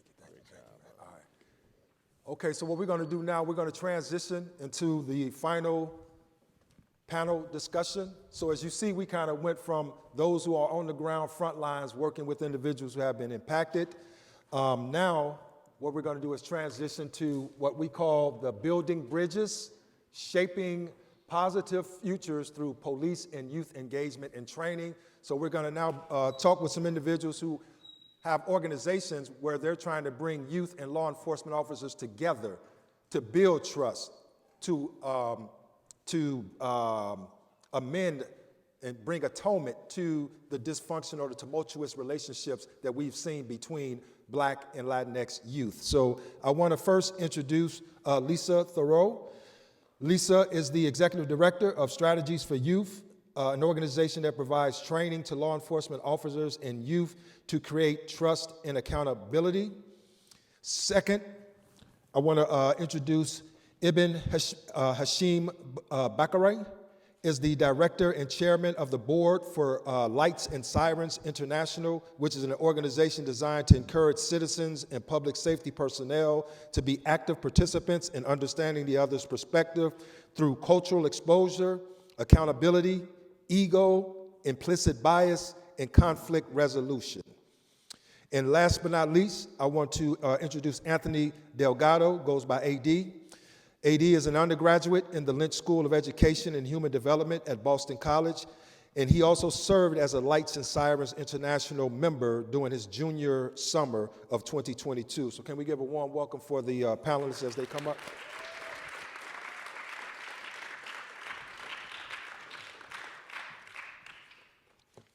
All right. Yes.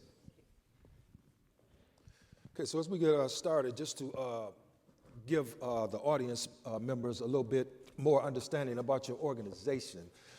Ibn, can you let us know kind of what Lights and Sirens, what's the mission of it, and what inspired you to start the organization? Well, good evening, everyone, and again, thank you so much for the invite. Lights and Sirens International was started based on my work in law enforcement. After retiring from basketball professionally, I decided to get involved. I became one of those that was tired of hearing conversations but nothing being done. So I decided to enter the job force as a minority after experiencing trauma as a juvenile in Detroit, Michigan. So for me, creating Lights and Sirens International was about bringing, really actually addressing initially, started off with the mental health of men and women in public safety. A lot of folks don't talk about the trauma that these individuals carry on a lot of the different heinous things that they see on a day-to-day basis. And then also the fact that it's a male-dominated field where you got individuals that are not talking about their feelings. And so I had to witness that, and I saw that. And so when you don't talk about something, you eventually end up releasing that. And it was released, as we heard in with the last panel, that it was done in heinous ways. So we created Lights and Sirens International 15 years ago, where we were bringing public safety officials from across the United States and Canada down to the Dominican Republic as citizens and giving them the space to finally be able to release, talk, express themselves. We also started doing work in the communities by actually helping those less fortunate, so that when they came back with a different perspective, maybe a different purpose, but more importantly, falling back on empathy and humanity. So that was how Lights and Sirens started, and then in the last 4 or 5 years, we wanted to start focusing on bridging the gap between law enforcement and the minority community. Because as we know, there's a big disconnect that is there, that has been there for centuries. And so we actually started bringing both sides together to start working on the mistrust that was there. And engaging in conversations and sharing stories and looking at the commonality of the two sides as human beings. So that was how Lights and Sirens initially started.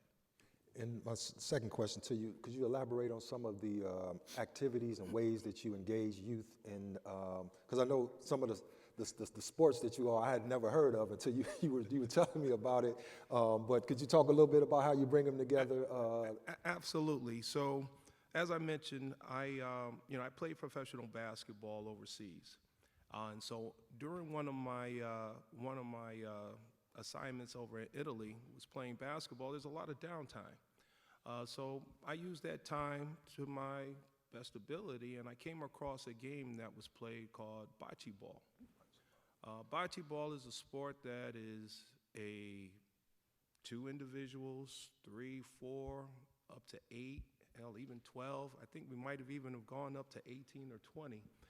And you take what is a pilina ball. You play on a court. You can play in the grass. You can play in the sand. But we actually play on an actual official court on historic Federal Hill in Providence, Rhode Island. And we've taken that and we've used that because it's a social game. Now, to the surprise of a lot of Italians, there was this black kid that actually knew how to play bocce ball. And then the implicit bias towards me was that everyone was expecting me to do a basketball event to try to bring the two sides together. And instead, I used bocce as the sport of choice because we know basketball is a contact, physical sport, and also ego comes out in basketball. So bocce for me was the sport of choice along with cornhole to bring the two sides together, which was a social sport, relaxed sport, to give us the opportunity to socialize, break down that tension, and have both sides come, and then start having a topic of a discussion for the day. Right. And AD, I want to bring you in because, well, the reason I know about Lights and Sirens was through AD. We met, and he, as a student, became a part of my lab, and was mentioning to me that he was a participant in your organization.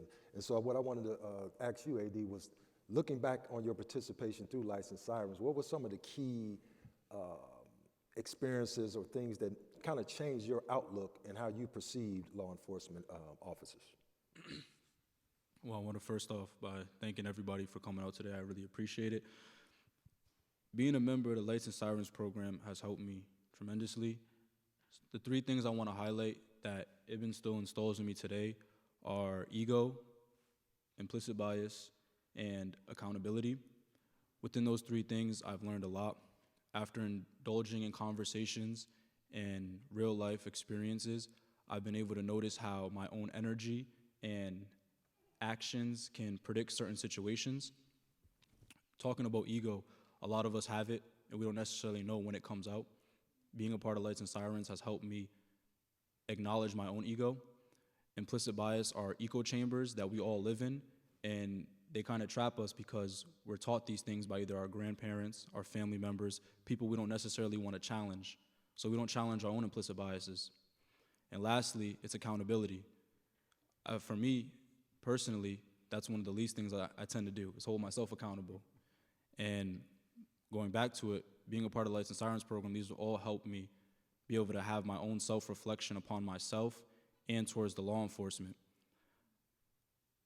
Whenever I'm in a traffic stop or I'm approached by law enforcement or police officers, now I tend to ask myself, am I mad?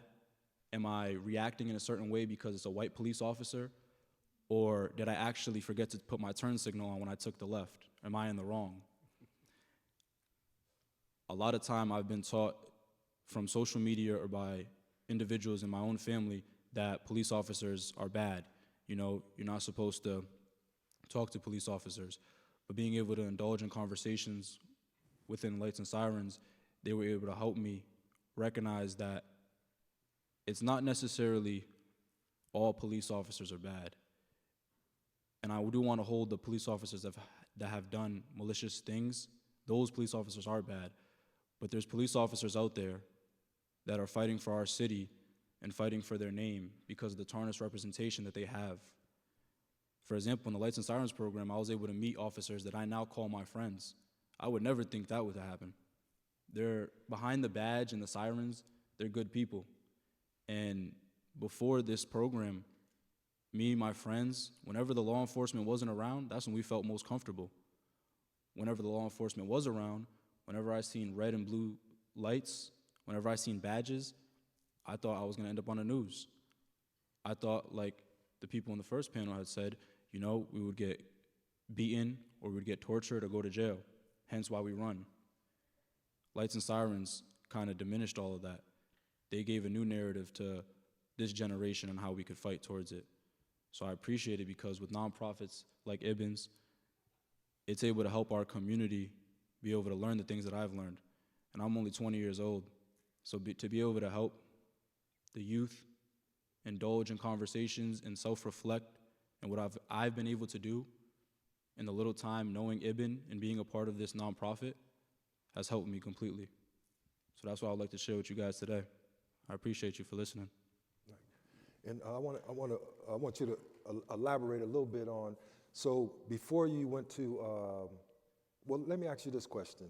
What was the conversation that got you to want to even become a part of Lights and Sirens? Because you talked a little bit about your perceptions and how you were thinking prior to that. So what was the conversation? What said, you know what, maybe this would be a good thing to participate in? Well, when I first met Ibben, he came to my high school and he had came to one of my classes. It was a gap, and he basically introduced his program and he said, listen, we're having a summer program. We're playing bocce. I never knew what bocce was. I never played that before. He said, we're gonna play bocce with police officers. And as soon as I heard that, I said, no, that's a red flag. No police officers, no, mm-mm. But then I had to, rethink to myself. I said, wait, this is a black man and he's trying to get me to play a game I never knew about, an Italian game with some police officers. I said, okay, this could be interesting. Now, one of the main reasons why I wanted to partake in this is because I drive around in an all-black car that might have some low tint on it, and I have plenty of interactions with the police, So I wanted to know how to conduct myself better. And like any other individual, I'd like to learn more. So once I end up going the first day to the Lights and Sirens program, it wasn't necessarily a conversation I had specifically. It was more so seeing that behind the badge, they were human beings just like us. Now, I'm not going to discredit. Like I said, there are bad police officers out there. I'm not going to say everybody's beautiful, and I'm not going to come up here and try to shine light upon situations that we've seen that have harmed us mentally. But I do want to recognize, like I said, those police officers that I was able to see and I was able to play with during that summer program that shine light upon their organization and what they're fighting for. So to answer your question, it wasn't a conversation, but it was more so just seeing familiar faces that I could see now, even in the crowd, that I'm like, you know what, that's my friend. No, he's not a police officer. No, he's not a state police officer. He's my friend. And now, even if I was to get pulled over by him, I'm gonna ask myself, wait, did I really do something wrong this time? Because I don't have a bias behind it. Thank you, thank you. Okay, so I want to transition over to you, Lisa. I know, we've had many conversations since I've landed here in Boston, and I know the great work that you all have been doing over at Strategies for Youth. So could you share with the audience a little bit about Strategies for Youth, what it is that you all do, and what inspired you to start the organization? Sure. So Is it on? what we have in common is humanity and empathy, and trying to promote that in one way or the other.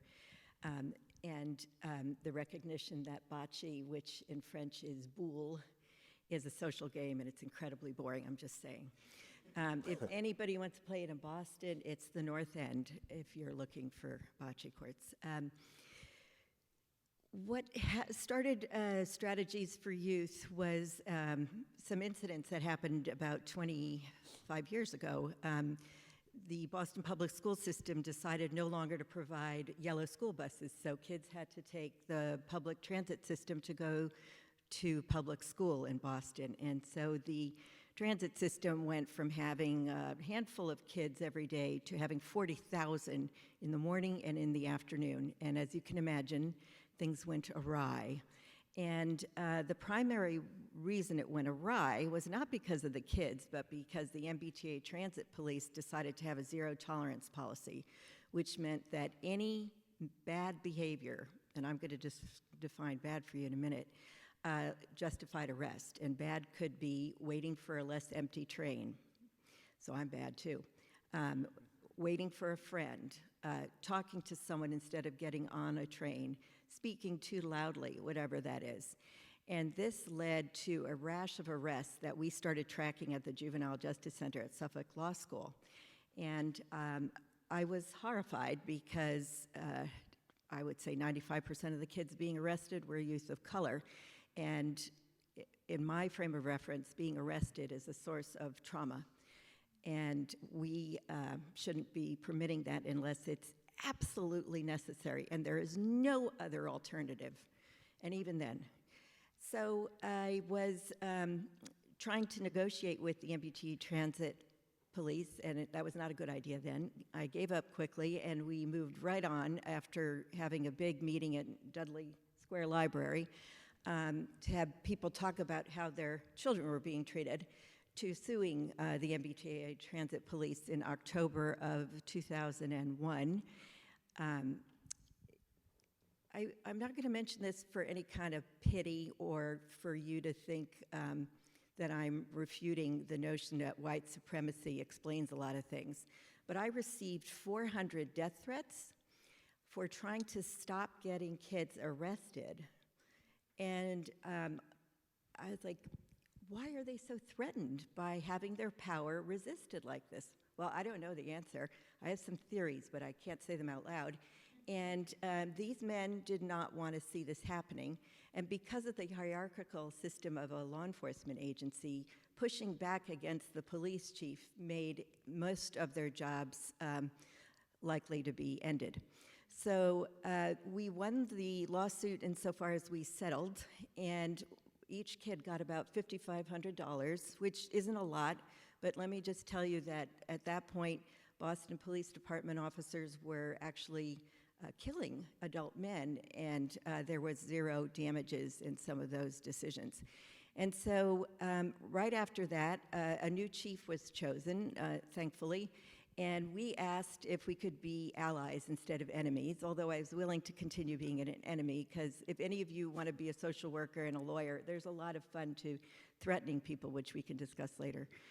And we had dragged the prior chief through the newspapers because that was the only thing he responded to. And so instead, the new chief, Joseph Carter, said, yes, we want to work with you. We want to end this. Please train our officers. So I worked with a great psychiatrist, Jeff Bostic from MGH, And we trained a group of officers, and it was horrendous, the first training. I got 6 gray hairs, which was a lot for me back then. And the fight against us, the terrible things they did to the young people we brought into the room to speak with the officers was inexcusable. And everyone waited for me to give up, and I said, well, no, I did one. I said, I'm going to do another. I came back and did another, and 2 officers were posted to protect me in case someone came up the next time and hit me, which is something to look forward to. So we successfully did another training, and then another, and then another, and over the course of about 18 months, we trained about 180 of the MBTA's officers, and we saw arrest rates dive from 1999 to 2009 by 84%. We saw incredible responses, and we saw a change in the culture because we had someone at the top saying, this is not acceptable. This is not acceptable, okay? And that's what led me to start Strategies for Youth in 2010. And Strategies for Youth, our original mission was we exist to improve police and youth interactions and address disproportionate minority contact. It was explicitly racial, and part of the reason I started Strategies for Youth was some of the children who were the plaintiffs in that case against the T were told by the T's attorney that they're not the children, but their parents were told, we will drag each and every one of your children through the muck and on the witness stand if you don't agree to settle. And I don't mind hating police, I don't mind hating lawyers, I like hating all sorts of people, but that judge, let's not forget the judges, did nothing to stop that threat of abuse. And so let's not forget judges or district attorneys when we talk about how the system works here. So I didn't ever want to see that a child would have to be the basis for which we would get reform for how children are treated by law enforcement. And that's why I decided to try and co-opt law enforcement to allow us to train them, and instead of putting the kids on the stand to have more nightmares about this. And there's a lot written on this case, and I can tell you about it in more detail another time, but the trauma that some of these kids went through was extreme. So we have 4 ways that we now pursue our mission, which we have renamed to be more corporate, which is we want to ensure the best possible outcome for youth who interact with law enforcement. And that's kind of vague, but you know what I mean. So what we did is we created a training that teaches law enforcement, who are the gatekeepers of the juvenile justice system, how the teen brain works and how you can best appeal to it. What does normative development look like for this age group? What are the most compromised, what are the mental health issues that kids experience during this age group? And what does trauma look like, and why does it escalate when a kid sees someone in a position of authority? The second day of our training focused more on the demographic factors that affect kids, and we trained officers in juvenile law for law enforcement because they are not trained in that. We also trained them in the availability of youth-serving community-based organizations and how to assert authority effectively with youth and focus on a transformational interaction with youth instead of a transactional, you're going down kind of thing. And so we began with that as our training. It's called Policing the Teen Brain in School, and also in the presence of children, because I hope social workers in this classroom will think about studying the horrendous impacts of the execution of residential search warrants on children and of the terrible impacts of children seeing their parents being arrested. You cannot overstate the harms from that. So those are our 3 training programs. The other thing we always wanted to do and released in November, you can find it on our website, strategiesforyouth.org, is we released 12 model law enforcement policies that are developmentally appropriate, trauma-informed, and equitable for LGBTQ youth, for youth of color, for immigrant youth, who are often youth of color. So that's what we were trying to do to change law enforcement, because they are the adults in the situation. If we changed how they interacted with youth, we thought we were going to see better outcomes for youth. And I know, because I am a mother and I have a 26-year-old daughter, that some of the things, which I'm paraphrasing there, things she did, if she had been a youth of color, she would have been system involved, right? And some of her friends would have been repeatedly system involved. So I wanted to be really clear about the racial piece here and really clear that officers knew how to use their discretion to protect kids. The second thing we do, and I'd like to involve you all, is the Juvenile Justice Jeopardy games, where we don't ask kids to trust law enforcement. We do ask them to be aware of how to interact with them, what will escalate a situation, how to be confident when they're patted down, and how to recognize when they are putting themselves in legal jeopardy by dint of what they do. And then the last thing we do is a lot of, we do something called Know Your Triggers. This is Nathaniel McElroy, my colleague who didn't want to come up here and sit with me. Don't know why. But Nathaniel runs a phenomenal program called Know Your Triggers, which is aimed at helping young people recognize what trauma they've experienced and how they might understand the sources, how they may understand when they're triggered, as well as how they may find pro-social ways of addressing it. And we're focusing on this because too many kids are experiencing too much trauma and have no access to resources to address it. So the last thing we do is talk a lot and write a lot. And you can find what we write and talk about on our website. Thank you, thank you, thank you, thank you. All right. So I want to go back to you, Ibn. Given that, you know, the bringing the youth and law enforcement together via sports, I know sometimes that could be challenging, and if you can't speak to, like, what were some of the challenges that you had from law enforcement officials agreeing to partake in your actual organization and what it is that you was trying to put together, and then on the other side, what were some of the more challenges of you trying to get youth to buy in to this is something that they should be interested in doing? Well, that's a very interesting question, and I actually had to write the answer to this down because there's a lot that comes with that question. Mm-hmm. There's a lot of challenges that we saw that we faced. The number one was the trust factor. And there was trust on both sides of this, or mistrust on both sides. I had to hear law enforcement talk about going to forums, going to situations like this where there was supposed to be a moderator to manage how the questions and interactions were, and they felt that they were ambushed. Mm-hmm. Likewise with the youth that we dealt with. A lot of them were listening to their grandparents and their parents, and rightfully so, because those are the authoritative figures that are in the home, and that they're the ones that you seek to get guidance from. So we had to deal with generational information similar to me, mm-hmm. and having to figure out how do we do that. So we started off only with a handful of kids when we started this out. And one of the things that I'm not going to say I'm guilty of, but my better half tells me, and she was like, you got a patience of a God. Okay. Because it required patience to do this, mm-hmm. over a 15-year period, and doing this during my free time.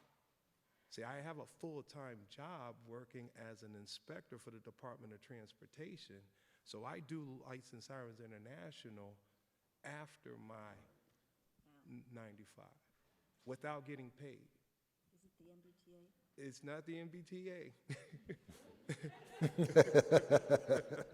No lawsuits. But it's because of the dedication and what I've seen that was required. Because, see, you mentioned culture in law enforcement, and that was also another trial of dealing with the culture in law enforcement. You know, the fact that you have departments that were recruiting more minorities and more women, but then the culture was still not changing. And then the pressures that I saw that law enforcement were enduring that you have to bend to this culture or we will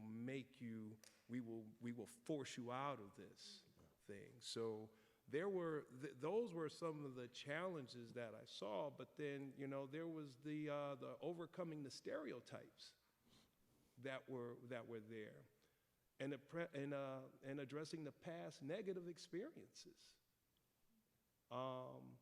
We tackled these obstacles through community dialogue, youth empowerment programs, cultural competency training for officers, and collaborative initiatives to promote positive interactions, empathy, and understanding between law enforcement and youth. So we were trying to, I kept driving this message, and so as Anthony mentioned, and I have to say this, I'm very proud of this young man. To go in front of his classroom and to talk, and then to have him be resistant, but then in the back of his head, he was like, you know what? Maybe I should go and try this. And you tried it. And then he came back, and he came back, and he came back. And then to my surprise, he actually asked me, he was like, can I do my senior research paper on you before he went off to school? So those are the challenges that I saw. And then the bigger challenges were, as a nonprofit organization, you got to rely on grant money. Well, I was getting grants denied left and right. Because of the work that you were? Because of the work that we were doing, because we were either considered too pro-police, or I also found that 94% of nonprofit organizations that are run by minorities are not funded. So I only had 6% chance in my grant writing skills in pursuing these grant dollars for what we were trying to do to help bridge this gap between the two. So those are some of the challenges that Lights and Sirens has had to face. And then to you, AD, and I guess I really want to ask this question to all of you all, because I know sometimes when we it's great that what you all are doing, and we know that it's needed. And for a lot of times when we have these different types of programs, you come in, you bring in the youth, you bring in law enforcement, and it may be for it could be 3 sessions, or it could be for 6 weeks or 4 weeks, whatever it is. And once everybody goes through, they're building relationships and things like that. But have you seen it?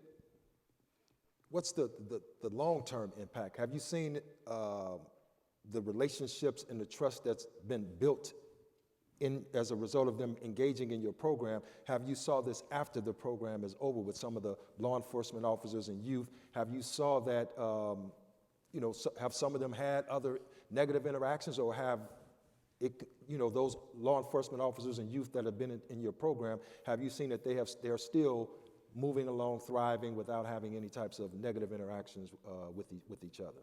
Is this question for me or for Anthony? Well, I want all of you all to answer this question, but AD, you can start it. Given your experience in the program, have you saw the benefits and things that you received from the program? Has that still been going on since you've ended and left the program? Now, is that towards police officers or Yeah. yourself? Yeah, with police. The police your officers? interactions with police. Yeah, so just to refresh, like I said in the beginning, I was very anti-police officers. I didn't find it comfortable to be surrounded by police officers or play bocce with police officers.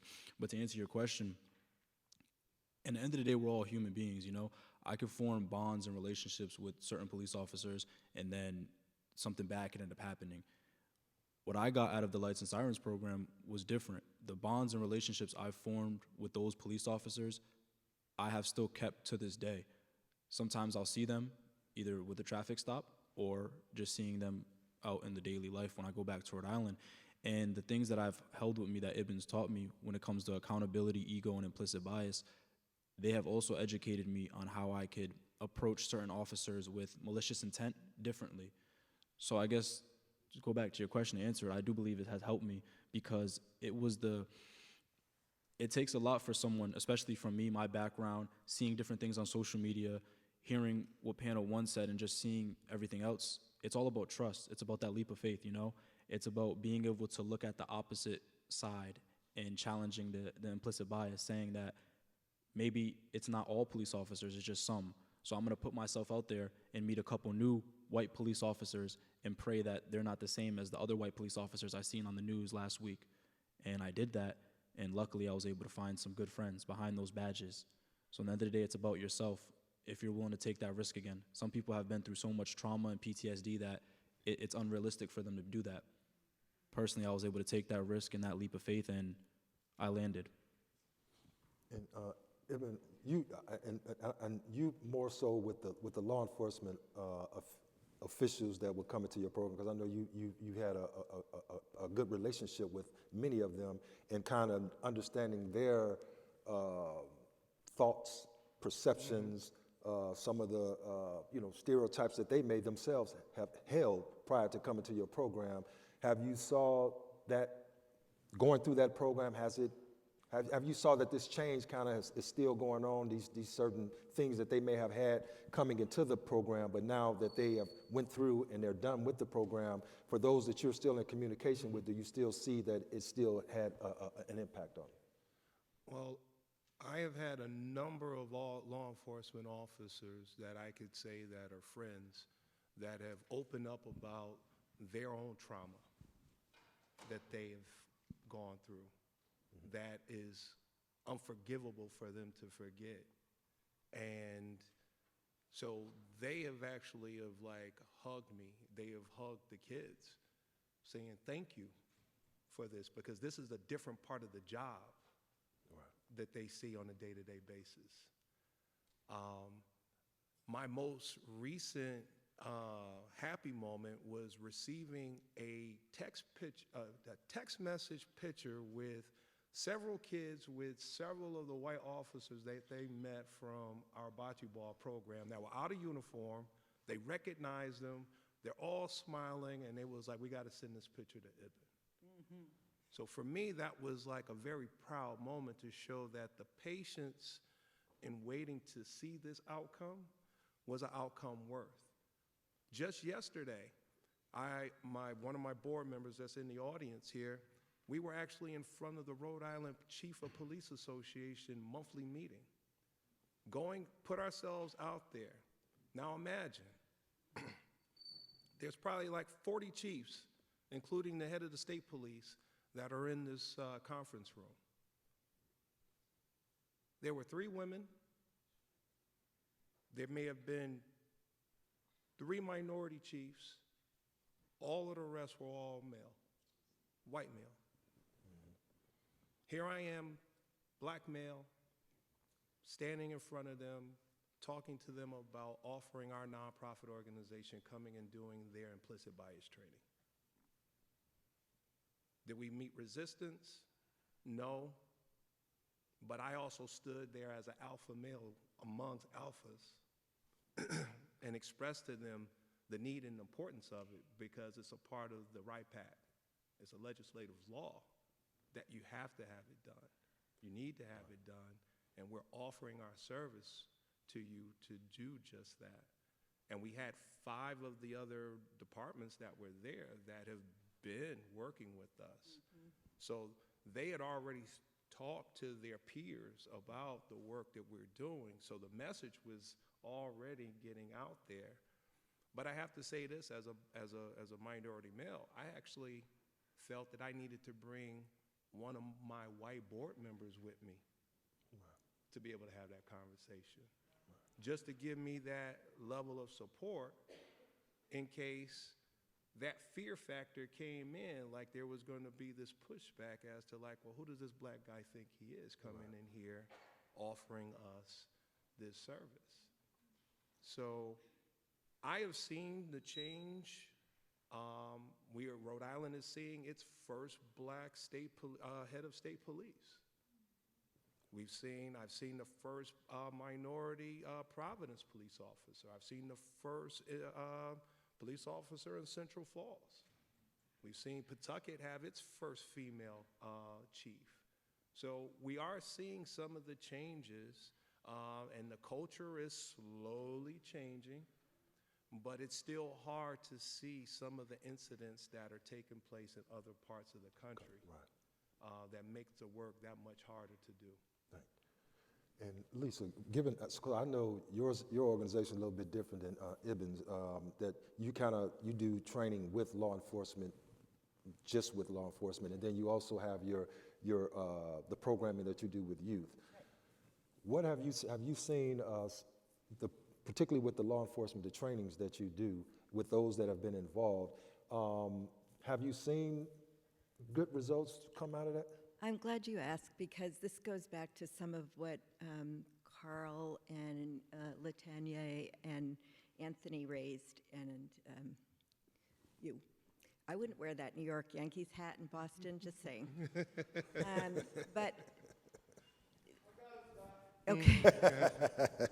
I got his back, too. There's states in America that have just decided they're not going to meet federal law requirements and share how many kids are arrested in their state. In Massachusetts, after the 2018 law that required calculating the number of youth arrested in schools be collected and sent to state authorities, there was just refusal by over 325 law enforcement agencies. So in many places, we do not know the arrest rate before and after we come. Sometimes we get it, and then we're not allowed to share it. And then compounding that, when we do get it, I'm very proud to see some major declines, especially in school resource officers' treatment of youth, but also major declines in racial disparities. That's the hardest one to get accomplished. But I would add that when we play Juvenile Justice Jeopardy, we've been playing, I started that game in 2005. I have never been able to get anything funded to evaluate its long-term impacts. So what we hear is anecdotal, which is, I'm so glad we played that, it saved my life this way or that way, and I'm guessing you hear the same thing. What we do see in the way of positive outcomes is that a lot of the officers we've trained continue training their peers in, like, the states of Idaho, and then wherever that is. And other states, New Jersey, they continue because they see the value of it. And finding those early adopters who have that intestinal fortitude and strength is key. One other thing I would say, though, that has demonstrated effectiveness is that we have started using the phrase developmentally appropriate, trauma-informed, equitable, right? DAT. And we never do what we do without pushing advocacy efforts, too. So that helps in 2020 get juvenile operations to be part of the Massachusetts law requiring a reform of law enforcement and an oversight body to investigate it. And so in the next 2 years, we'll be working with the Peace Officer Standards and Training to ensure they adopt policies that protect youth. There are 47 posts in the United States. Not a single one has juvenile protections in them. How the hell did that happen? How did that happen? And just from doing that in Massachusetts, the state of Ohio Collaborative Police Advisory Board has now mandated that any law enforcement agency that wants to be certified must adopt policies that are developmentally appropriate and trauma-informed, and gave them no guidance to do it. So we just sent them all our model law enforcement policies. So pushing all the time and writing and speaking is really key to all of this, just as you're doing, because this is how you get the word out, and this is how you demonstrate positive impacts, but also the need for progress. Okay. And my next question is, given the work that you have been doing, what advice would you give to, some other individuals or organizations they're interested in saying, part of the problem is the trust and the relationships between police and the communities that they serve, and they want to do something about it, and they're thinking of what can we do to try to bring these two entities together so that we can repair that. Given the work that you all have been engaged in, what would be your advice to how could they get that started, and what are some of the pitfalls they may need or landmines to step around in order to try to bring this? I know you talked about funding. I know that's a big issue, which is funding is a big issue. It's obscene. It's not a big issue. It's obscene that there's so little invested to protect kids. It is obscene that in the United States, there is no state that mandates training of law enforcement officers to work with youth. 3 hours in California, for instance, to deal with gang-involved youth. How do they come out of the academy if that's their 3 hours of working with youth? There are no states that have model policies for interacting with youth. That's obscene, and to not get private foundation or even federal government money is even more irritating. So what would you, so to overcome that, Lisa, because you've been, your organization has been around standing for many years, and you know, given the pitfalls, how have you been able to navigate those things? Like you, I'm not going to give up. You know, it's very tempting, like around 2 o'clock today, but you can't stop, and you have to have the patience of Job, and you have to be really thrilled that you find colleagues who value what you do and want to take it to the next step. And so that's incredibly important. I also would say there are so many organizations trying to do the same thing, that if you could work with existing organizations instead of trying to further split the funding pie, that can be useful. Although at times you have to, because your approach is so different. But those would be my recommendations. Yeah, Lisa, I would say that is probably some of the suggestions that I would say, and then I would also probably double down and even go back to Frederick Douglass and continue to agitate. I continue to agitate where they thought I was going to go somewhere, and I'm still here and standing. I've taken every lick that the system could throw at me and going to continue to move. We have a movement that is shifting, and we just need another 2-4% of the population to buy into that. Okay. Here's another strategy that we're using right now. I'm not like you. I'm this white woman who goes to these white male academies, and you know, if I feel like they're gonna faint if they come near me or even nod in reluctant agreement with anything I say. And this happened in a state near here, which will remain nameless. And then that state suffered a terrible tragedy where 18 people were slaughtered when probably 20 law enforcement chiefs and sheriffs were on notice that the person who committed that slaughter should not be having a gun. And they had been put on notice repeatedly. You take those moments and say, your claim to know what the hell you're doing is unfounded. So we don't care how you're running your academy. It's not working right. You don't know what you need to know. We do. And let us in. And you take those moments and you try and drive your truck through them and get there. And I would like to quote Margaret Mead, if you don't mind, which is, never underestimate the power of a few committed people to make change, or something like that. Thank you. And yes.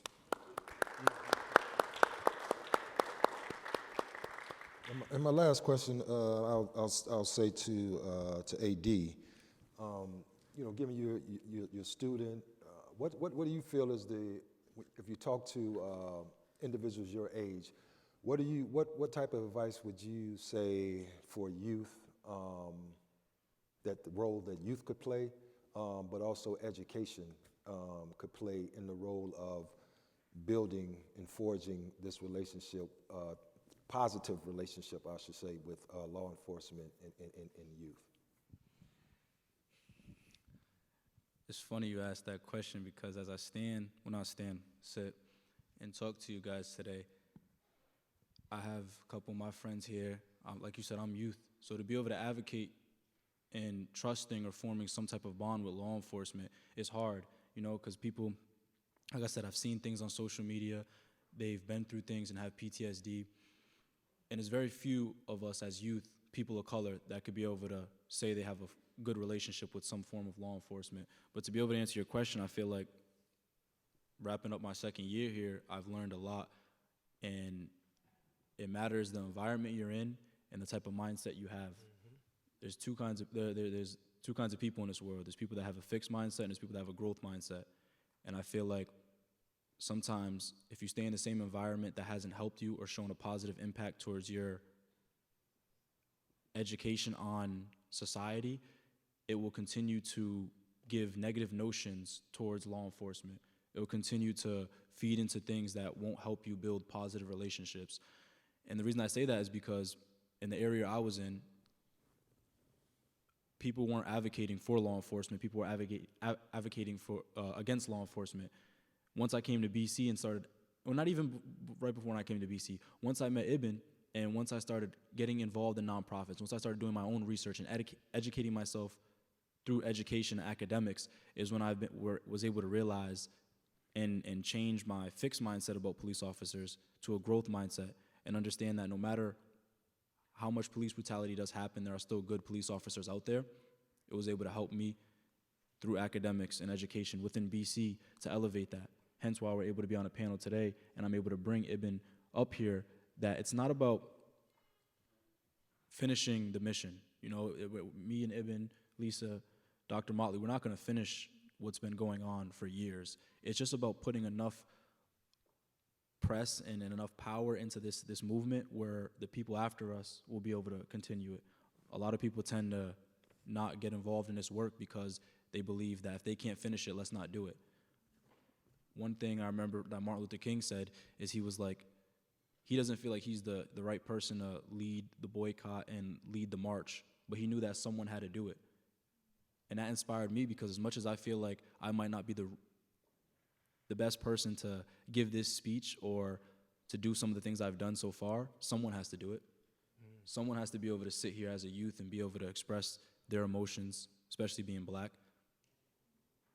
So it's all about educating yourself and being able to take the next step and learning that no matter what you do in this world, no matter what education you get, MIT, Harvard, Boston College, a community college, there's always room for growth and learning more about law enforcement or your own community. Thank you. And we're gonna end this section on that note. I want to leave some. So we have about 15, 20 minutes for some question and answers. So for anyone in the audience, if you have questions for the panelists up here, we have the mics in the back. Feel free to go to the mic and you can ask whatever question you want to ask.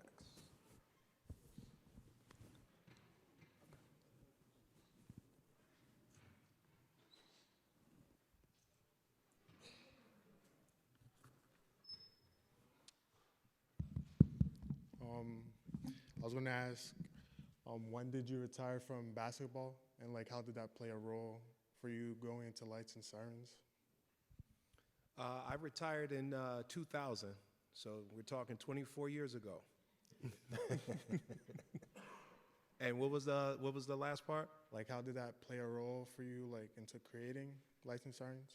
Well, one of the things that I would say is that being a kid that came from Detroit, Michigan, I saw a lot of violence in the 70s and the 80s and was subjected to harassment by law enforcement. They used to call them the Big Four back then, where there were 4 white officers that drove in a car and their job was to cause chaos and attend to the troubled areas of the city.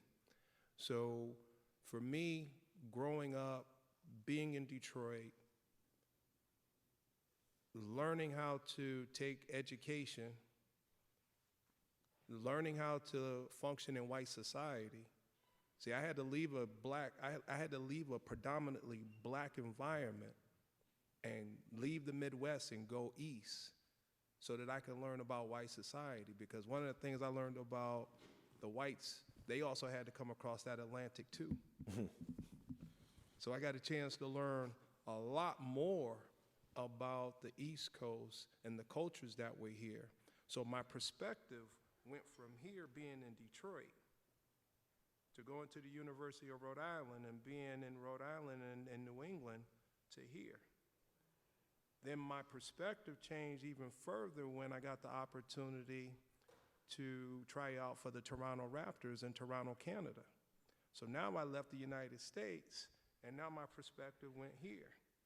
Well, I didn't make the cut in Canada and Toronto, so then I ended up going over to Belgium. Then I went to Holland. Then I went to Saudi Arabia. Then I went to Spain. Then I went to Italy. Then I went to the Caribbean. So my perspective started becoming more like this in life. So I started seeing humanity in a different way. See, I consider myself, I was a racist when I was growing up because I only knew black. So you ask how Lights and Sirens became what it is. It was a process of leaving home, out of your comfort zone, going somewhere else where there ain't no family, take all of the pressures and everything that was there, and still wanted to run home. But I was like, I committed to this, I gotta complete it. And then go here, get denied, go here, get denied, go here, denied, denied, denied. And then Lights and Sirens kind of formed in me, in hearing about a lot of the problems that were taking place. I decided that I wanted to be one of the minorities that was going to be a part of the solution, not the problem. And so from that point, I saw that the pressures were there. I saw that this black guy is too progressive for this type of environment. We got to get him out of here some way, somehow. And so I took that, went to the University of Rhode Island as a development officer, learned how to fundraise for an institution. And then I said, wait a minute, I could take this and actually apply it to my own. So that's how Lights and Sirens came about from basketball. Yeah. Thank you. Good evening again. Quick comment and question. We who are United Independents teach our young people that not if, but when you are confronted by the police, in particular race soldiers, and a race soldier is a white person who is a racist suspect who is under the guise of a police officer, but he's really a race soldier. But when you are confronted by the police, we advocate what's called the 3 Fs when you're confronted by the police. Don't fight, don't fuss, and don't flee. And hopefully you'll come out alive. We also teach, as United Independents, that there are 2 kinds of police officers, 2 kinds of cops, good cops and bad cops. But according to the evidence, it's the bad cops who have all the power. Now my question is, in your training protocols, have you ran across any just out and out racist police officers who didn't want anything to do with the program? Both. Both. Across the board? Yes. I would say that one of the things that was a part of my request when we would have our engagements is that the community outreach is the division for each of the departments that handle that. And I would request and ask, I would like to have some of your more difficult officers to attend our program, because those are the ones that are going to end up having an issue with the department.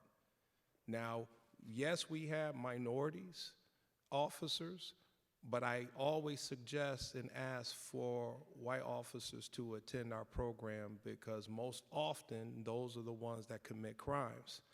But unfortunately, when we had the incident that happened in Memphis with the Memphis Police Department, and we had minority officers, it kind of made my statement a little, oof. Well, you know what? I would like whatever officers that would like to participate, not ones that are forced. Because if you get somebody that's forced, ultimately they're going to be the one that's going to either cut up, or they're going to end up causing the program to end up falling or folding. Okay. Did you mention also that, did you say that before you got out into the world that you were a racist? Yes, I was. Okay. Well, we who follow the code said that it's impossible for black people to be racists. Because in order to be a racist, there has to be a power dynamic. And black people can't tell people who classify themselves as white, where they can go to school, what kind of food they can eat, what kind of neighborhood they can live in. So it's impossible for black people to be racist. More than anything, I just say apply to myself, but I'm a victim of racism, where I depend on white people for my food, clothing, shelter, employment, education, so on and so forth. My question is to is it Thoreau? Yes. You mentioned that the minimal hours of funding as far as the police officers were concerned across the country, engaging black youth, you said that it was obscene. Now, is it obscene or is it racism? Because it seems that they might not want the training.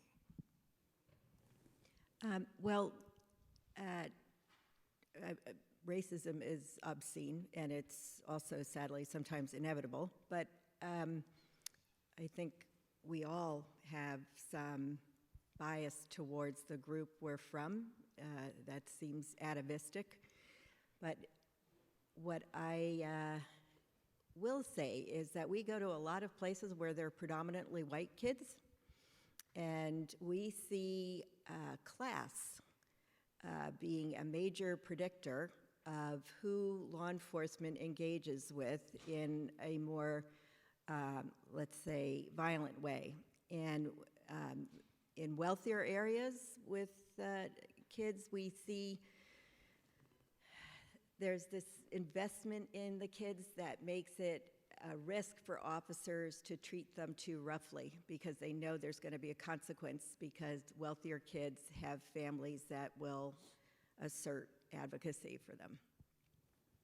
Thank you. Question? Yeah, so I really feel like I could ask this question of all the panelists, but this is an election year.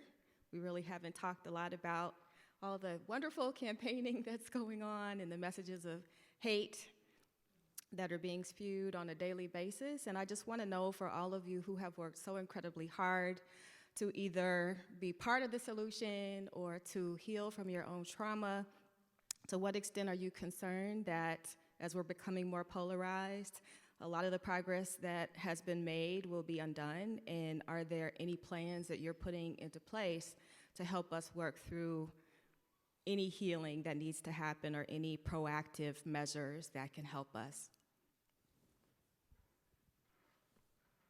Well, one of the things I would say is that our nonprofit organization has tried to avoid having any type of political affiliation. Now, what my personal belief is something different than the organization, but because I'm the face, the name of it, I don't get into that type of dialogue. However, one of the things I will say is that based on the intel that I received yesterday from the chief of police meeting, is that come November, regardless of who is elected into office, there is going to be some pushbacks that are going to be happening. And so the only thing that I would say is that I ask that individuals try to restrain themselves from participating in the destruction of this country.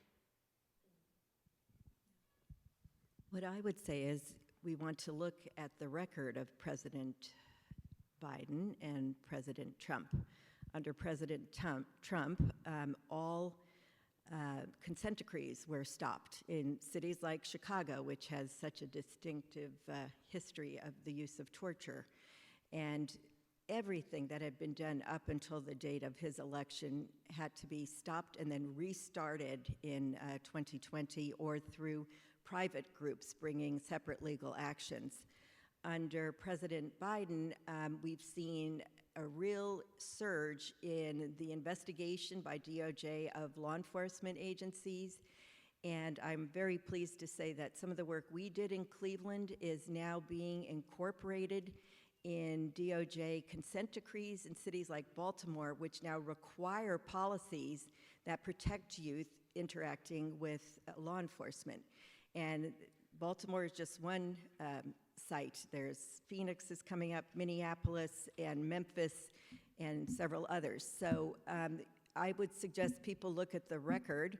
And also, January 6th had a certain number of members of law enforcement participating in the harm of their peers. And I don't understand how that's acceptable. I can't understand how law and order permits the violent attack of law enforcement officers. So those are things I would consider when making my vote. I do expect there to be more violence if one candidate is elected than the other. I just want to say, I mean, for me, this whole election cycle is traumatic, you know, and I think that we have to recognize that. Every time I turn on the news and get an update, I'm like, oh gosh, what's going to happen, you know? And I work with a lot of young people. I work at a college, and we're avoiding some of the conversations that we need to have about trauma and how this election cycle is reopening a lot of wounds. So I think we have to have more of these kinds of conversations. But thank you all for the work that you're doing. It's excellent. Thank you. Yeah, first off, how y'all doing? I appreciate you holding this space, brother. I really do, as well as Eben and Lisa. I appreciate the work you all are doing. And Lisa, I appreciate you using your privilege in the right way. You better keep doing it. I'll also just want to honor the individuals who spoke on that first panel, and I appreciate you having the courage to be able to not only identify how long you gave to the system, but also the impact on it, because I know it's real. I think there were a couple things that were stated that I wanted to be able to more so affirm. You all mentioned the spaces you're in and you create, and often how there's youth tied into it. A lot of spaces I'm brought into, they'll unpack the police brutality directly. They even create systems that might have clergy as well as officers in certain spaces to be able to identify how to do dysregulation or how to have better communication practices. But often the bridge of having children or youth involved directly is missed. So I really appreciated that part. So I took notes on what some of you are speaking to. And I thought it was key that you had young Delgado, proud of you too, family, being up here to help advocate and also bring folks out, because I'm sure that's where some of that community came in. I thought that was genius. The last two things really, you talked about the funding pie. I think that was you that said that? And about how difficult it is to be able to even communicate to or get folks to invest in why this work is so impactful. And Lord knows that weighs a lot on me, because having to communicate almost to people why the human part of it is advantageous is very difficult, right? Because oftentimes we talk about the impact on black people in terms of human brutality is because we're seen as less than, and oftentimes, obviously, black women are at the center of that even more so. I go on, but the last part was, in terms of, we call it police etiquette. I don't know if when y'all were raised, we were taught from the ground how you answer a cop when they pull you over. I've even had a significant other just like stay on the phone with me if you get pulled over for having a tail light out. Yes, sir, no, sir, you know, completely humbling yourself. There was a situation where when I was a child, I think the first time I realized I was a black young boy, I was probably 4, and I was swinging my legs in the back seat. And my grandfather, who was this prophetic black man, he ran our neighborhood. That's the first time I saw him pull a car over, and I saw somebody approach from the side, and I realized that this person was more authoritative than my grandfather because he buckled his seatbelt, stood up straight, turned the music off, and I've never seen him forfeit that power to another individual, especially some scrawny white dude. So when I realized that dynamic, that moment, it changed my trajectory, and I think, again, I was like 3 or 4 years old. I was in the back seat, put it like that, right? And I'm 6'7" now. So that really shaped me in terms of our racial scripts about who has power in certain spaces.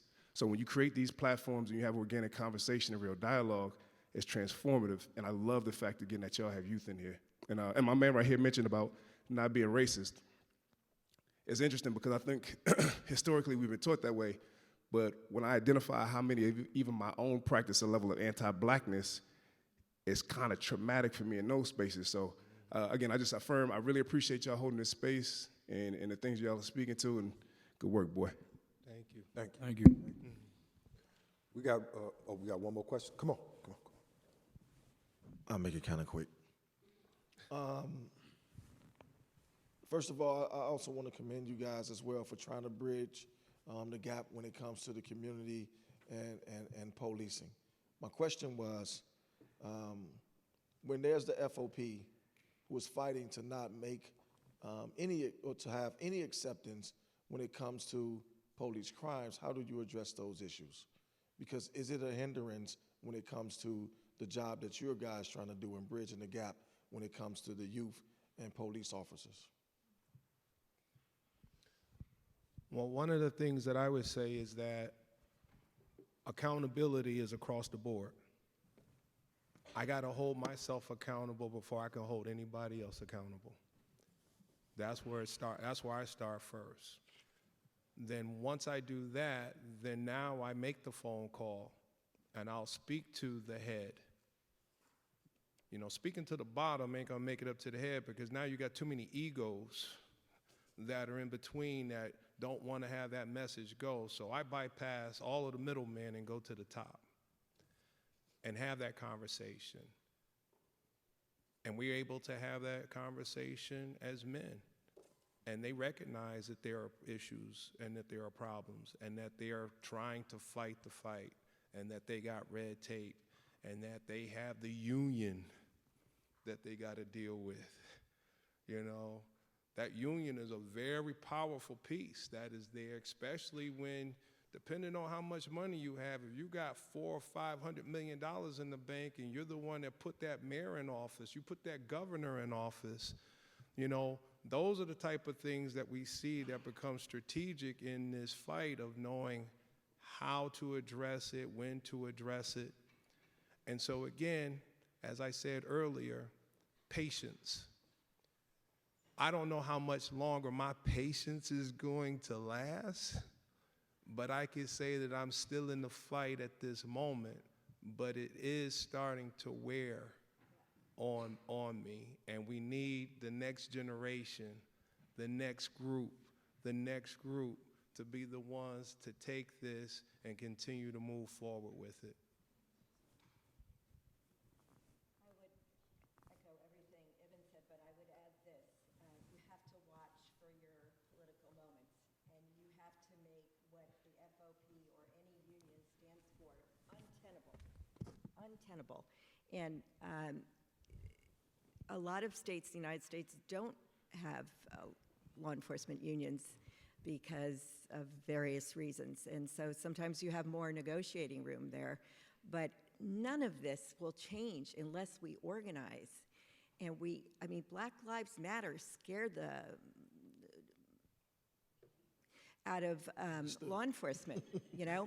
and some of the things I've heard that Black Lives Matter did, I'm like, oh yeah, where'd you read that? Can I see a copy of that statement there? Because I don't know if you know this, according to cops I met in LA, Black Lives Matter has killed over 400 police officers. So you know you have them on the run when they're creating these bizarre rumors and manifesting to someone like me their fear. So you have to know how to get in, and I don't always know that. But I think if we don't organize and work together and say to the mayor or to whoever is funding the police department, which is what we've gone after, insurers, this is unacceptable, then the same old stuff keeps happening. So I don't have an easy answer, sadly. And to the brother AD, continue to do good work, brother. Stay positive, stay rooted. Thank you, I appreciate that. We got one, this will be the last question. Go ahead. Yeah, I have a question for AD. First of all, shout out AD, that's my brother for real. But anyways, I sort of see you sort of like a bridge, because you've lived these experiences and now you're here at BC, which is one of the best institutions across the nation and in the world. And so my question for you is, do you feel like BC has given you that space and that sense of comfort and sense of safety to give you that voice? And in what spaces have you found like you're most comfortable and that you are able to like share your story? Well, first off, I appreciate you for asking that question. The first question regarding coming to BC and if my voice is being safe and all of that, I feel that even connecting back to your question, it's more so how we use our voice and how we use the power we have, you know.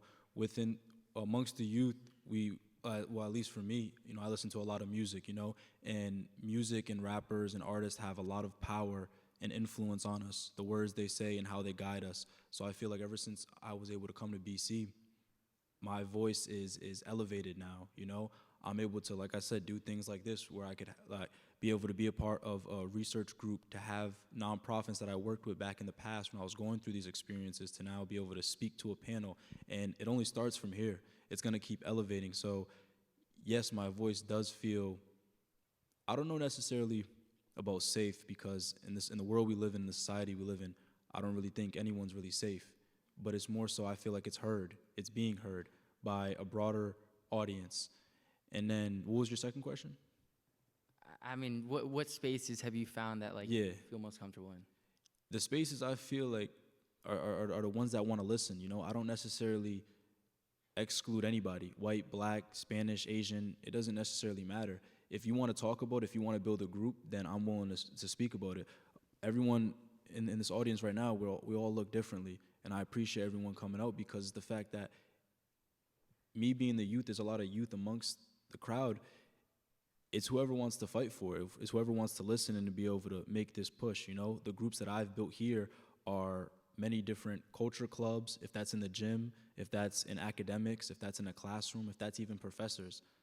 I'm willing to I'm willing to grab the torch that's been passed on from my ancestors, from Ibn and the nonprofits, to keep it going. Like I said, I'm not going to be able to finish this battle, but within these clubs, within my man Alex, within everybody that's here, my voice and the voices of others will be able to be heard through places like BC, and that's what it's been able to grant me. Thank you. All right, let's give them all a hand, one more hand.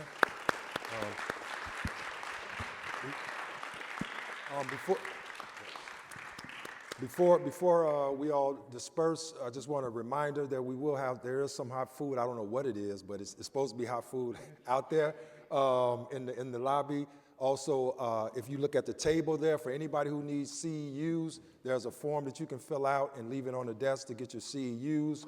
And also, Strategies for Youth has a lot of resources out on the table, so stop by there.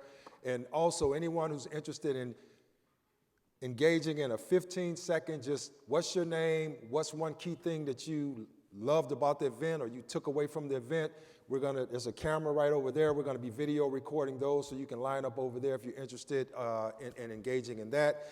And then lastly, for anyone who's interested in the work, within my lab, we have several think tanks, but one of our think tanks is the Police Violence Think Tank, and that's our vision, mission, and goal. And we're really trying to work together with researchers, scholars, community-based organizations, advocates, policy leaders, law enforcement officials, to really bring a collective group together to really talk about how can we bring all of our different energies together to do something on a grander scale that we could effectively address police violence, its prevalence, and its impact in the ways that we train our officers, the ways that we provide treatment to those impacted, and the ways that police are policing within these communities. So anybody's interested, that's a QR code, or you can just go to our website if you'd like to join. So can we just give one more hand? Thank you to yourself and to our panelists.